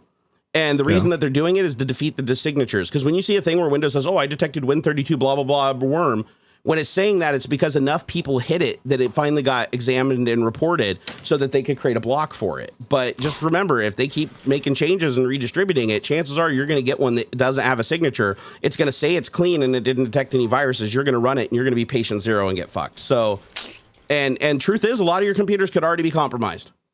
No, like not my computers. So yeah, just know, like, run heavy, like get a couple different antivirus programs, run heavy passes on your computer, go get ESET, take advantage of that 30-day trial, but uninstall it after you're done. It does some weird shit with Windows 11 and keyboard injection. When you open up certain menus in Windows, it'll just start typing like ASCII +1 and just keep looping through the character set. Because they go a little too far to protect your computer, and it ends up like their anti-hijacking shit fucks with everything else. But it does actually scan the UEFI partition, so it's worth downloading and installing it to just check that, just to have peace of mind, and then you can bail on it. Serious business, man. Serious business, man. Wow. This shit's taking another, and we're moving into cyber warfare, man. It's getting like, look how many things are getting hacked. Have you seen how many password leaks there are from companies? Just in the last week alone, it's like fucking Atlantis is falling, man. I think it all stems back to that SolarWinds hack. I think that SolarWinds hack put in so many backdoors and so many fucking rats everywhere that there's no way that they could reasonably find them all in these huge networks. And I think that now you got foreign actors that are coming in and using this shit and slowly finding the right opportunities to fuck with shit and knock it over just to create chaos. Yeah. And so just keep that in mind. Keep your shit stable. Monitor your network too. That's the other thing too, is like, sit down, open up Netstat, open up a network packet sniffer, connect it through SNMP to like, WireGuard or what's the other one? A Glasswire or something. Just sit there and monitor your network traffic and pull some IPs. Look at where shit's connecting to. See what's happening when everything in your house is idle. If you start seeing, trapped domains and cursed domains making a lot of connections to your computer and there's no reason for that to be happening, you should probably be concerned and investigate. So, but a lot of people aren't going to do that. And because of that, you have insanely large botnets that are spawned out there that are just made up of millions and millions of computers and internet devices, IoT devices that nobody even know are compromised. And there's really no tangible way for them to do it because they don't have the skills to hook up bus analyzers and analyze the packets going back and forth across the physical bus. So it's really difficult to figure out if they're contaminated. And a lot of these viruses are really good at hiding. Like once they're on your system, they can hide really, really good. So create restore points, constantly create restore points before you install something so you can fall back if anything even seems fishy. Some stuff can even defeat restore points. So maybe even do a differential backup with like CloneZilla or something like that, or use your NASA's backup software to do a full differential backup for, each time you install something. Like taking these steps might seem like crazy, but you really should with the way shit's going right now. And the fact is we keep finding new virus techniques after they've already taken out tens of thousands of computers. We're like, now they can swap the characters. Oh, now they can do this. Now they can do this. It's like, you never know what the next one's going to be. So you should just do everything you can to isolate your network at home. Make sure you're using block lists to keep, suspect domains. Yeah, like at least install like Pi-hole or PF Blocker NG or AdGuard Home. You can run it under a VM or run it on a Raspberry Pi or whatever. And at least then you can download these block lists so that a lot of the bad acting domains will be stopped. So a lot of the older viruses that still work will just be thwarted. And even if they get on your computer, they won't be able to reach out and touch home. So, but God, it's fucking terrifying to have a computer these days. I mean, shit, I'm still dealing with the hack that I had a couple of months ago with LastPass, right? And LastPass seems like they're in the news every week. LastPass is in the news for another hack. Like they're never going to recover from this. Yeah. Mark my words, they won't. And on that note, you want to wrap it up there, boss? Yeah, I think so. All right, you guys have been amazing. Thank you for hanging out with us this week and testing out our new setup. I know what new things I got to fix. I can pop back and forth between the browser. That's kind of cool. So nice. And thank you for all the super chats. I hope that I was able to get you guys all up on the board. I really need to create a new... I got to figure out how to do it now, but Stream Elements fucked up all the connectivity to the channel. Once I fix that, then we'll have all the tie-ins to do all the auto-firing events and everything, but I got to get them to fix it. They claim they can't fix it without me deleting and creating my entire account again, which would also fuck up all my Twitch stuff. So I don't know. Maybe I create a whole new account and connect it to the channel. I don't know. Well, I'll figure it out, though. Just for YouTube or something? Just for YouTube and just have them be two separate channels. Still pain in the ass because then I have to sign up for 2 SE Pay accounts and 2 1099 Mists and everything. It's going to be a pain in the balls, but I'll figure it out and I'll get it going. But I want to thank each and every one of you guys that show up to the show and hang out with us and understand the hustle. And and I want to give a big F you to the people that just come in here and try to be disruptive twats and ruin my day. And then we even touched on the topics today. We did. Which I have to say, I like the new, I guess it's like a little bit of a new-ish format where we just have a thing that we want to talk about and we talk about it. It's cool. I agree. And then it can just evolve into anything from there. And then we pop onto the other one. Yeah, no, I absolutely love it. Well, you enjoy the rest of your weekend, though, sir. Thanks, man. You too. And that goes for all you guys. You can find us over on Twitter. Well, that's if you can even see our posts anymore with the latest round of updates old Elon threw out on there. He's really locking down the non-blue accounts. So if you want to be seen on Twitter, you should probably give him his $8. Give him his $8.50. And unfortunately, that's also happening on Facebook now because for some reason Zuckerberg thought this was a good idea. So, so this is just going to become the norm moving forward. If you don't pay on top of having ads, because keep in mind when you pay, it doesn't make the ads go away. You just get less ads. You still get ads. You're going to be silenced on the platform unless you give them money and look at ads at the same time. So just if people aren't responding and you feel like your audience is completely absent, I mean, I post 110,000 people and on average less than 1% see it according to the analytics because, ever since Elon dropped by. So what are you going to do? What are you going to do? But if you guys don't see me on Twitter, trust me, I'm tweeting every day, man. I'm a fucking social media addict. So if you don't see me, just go to my Barnacules page directly and then you'll be able to see every post I ever made. But if you're expecting it to show up in your home feed, even if you have notifications enabled and shit, it's very rare. Only certain people are still getting everything. Even my own wife couldn't even see, what was it, 10? She saw 10% of my posts. I went down to her phone. She follows me, interacts with everything, likes on everything, and I go through her home feed and she can see I think it was 2 out of 10 of my posts over 24 hours. So I was like, man, that's ass. But anyways, I figured I'd drop that one on you guys. All right, peace out. Have yourself a great weekend. I love your faces, and it's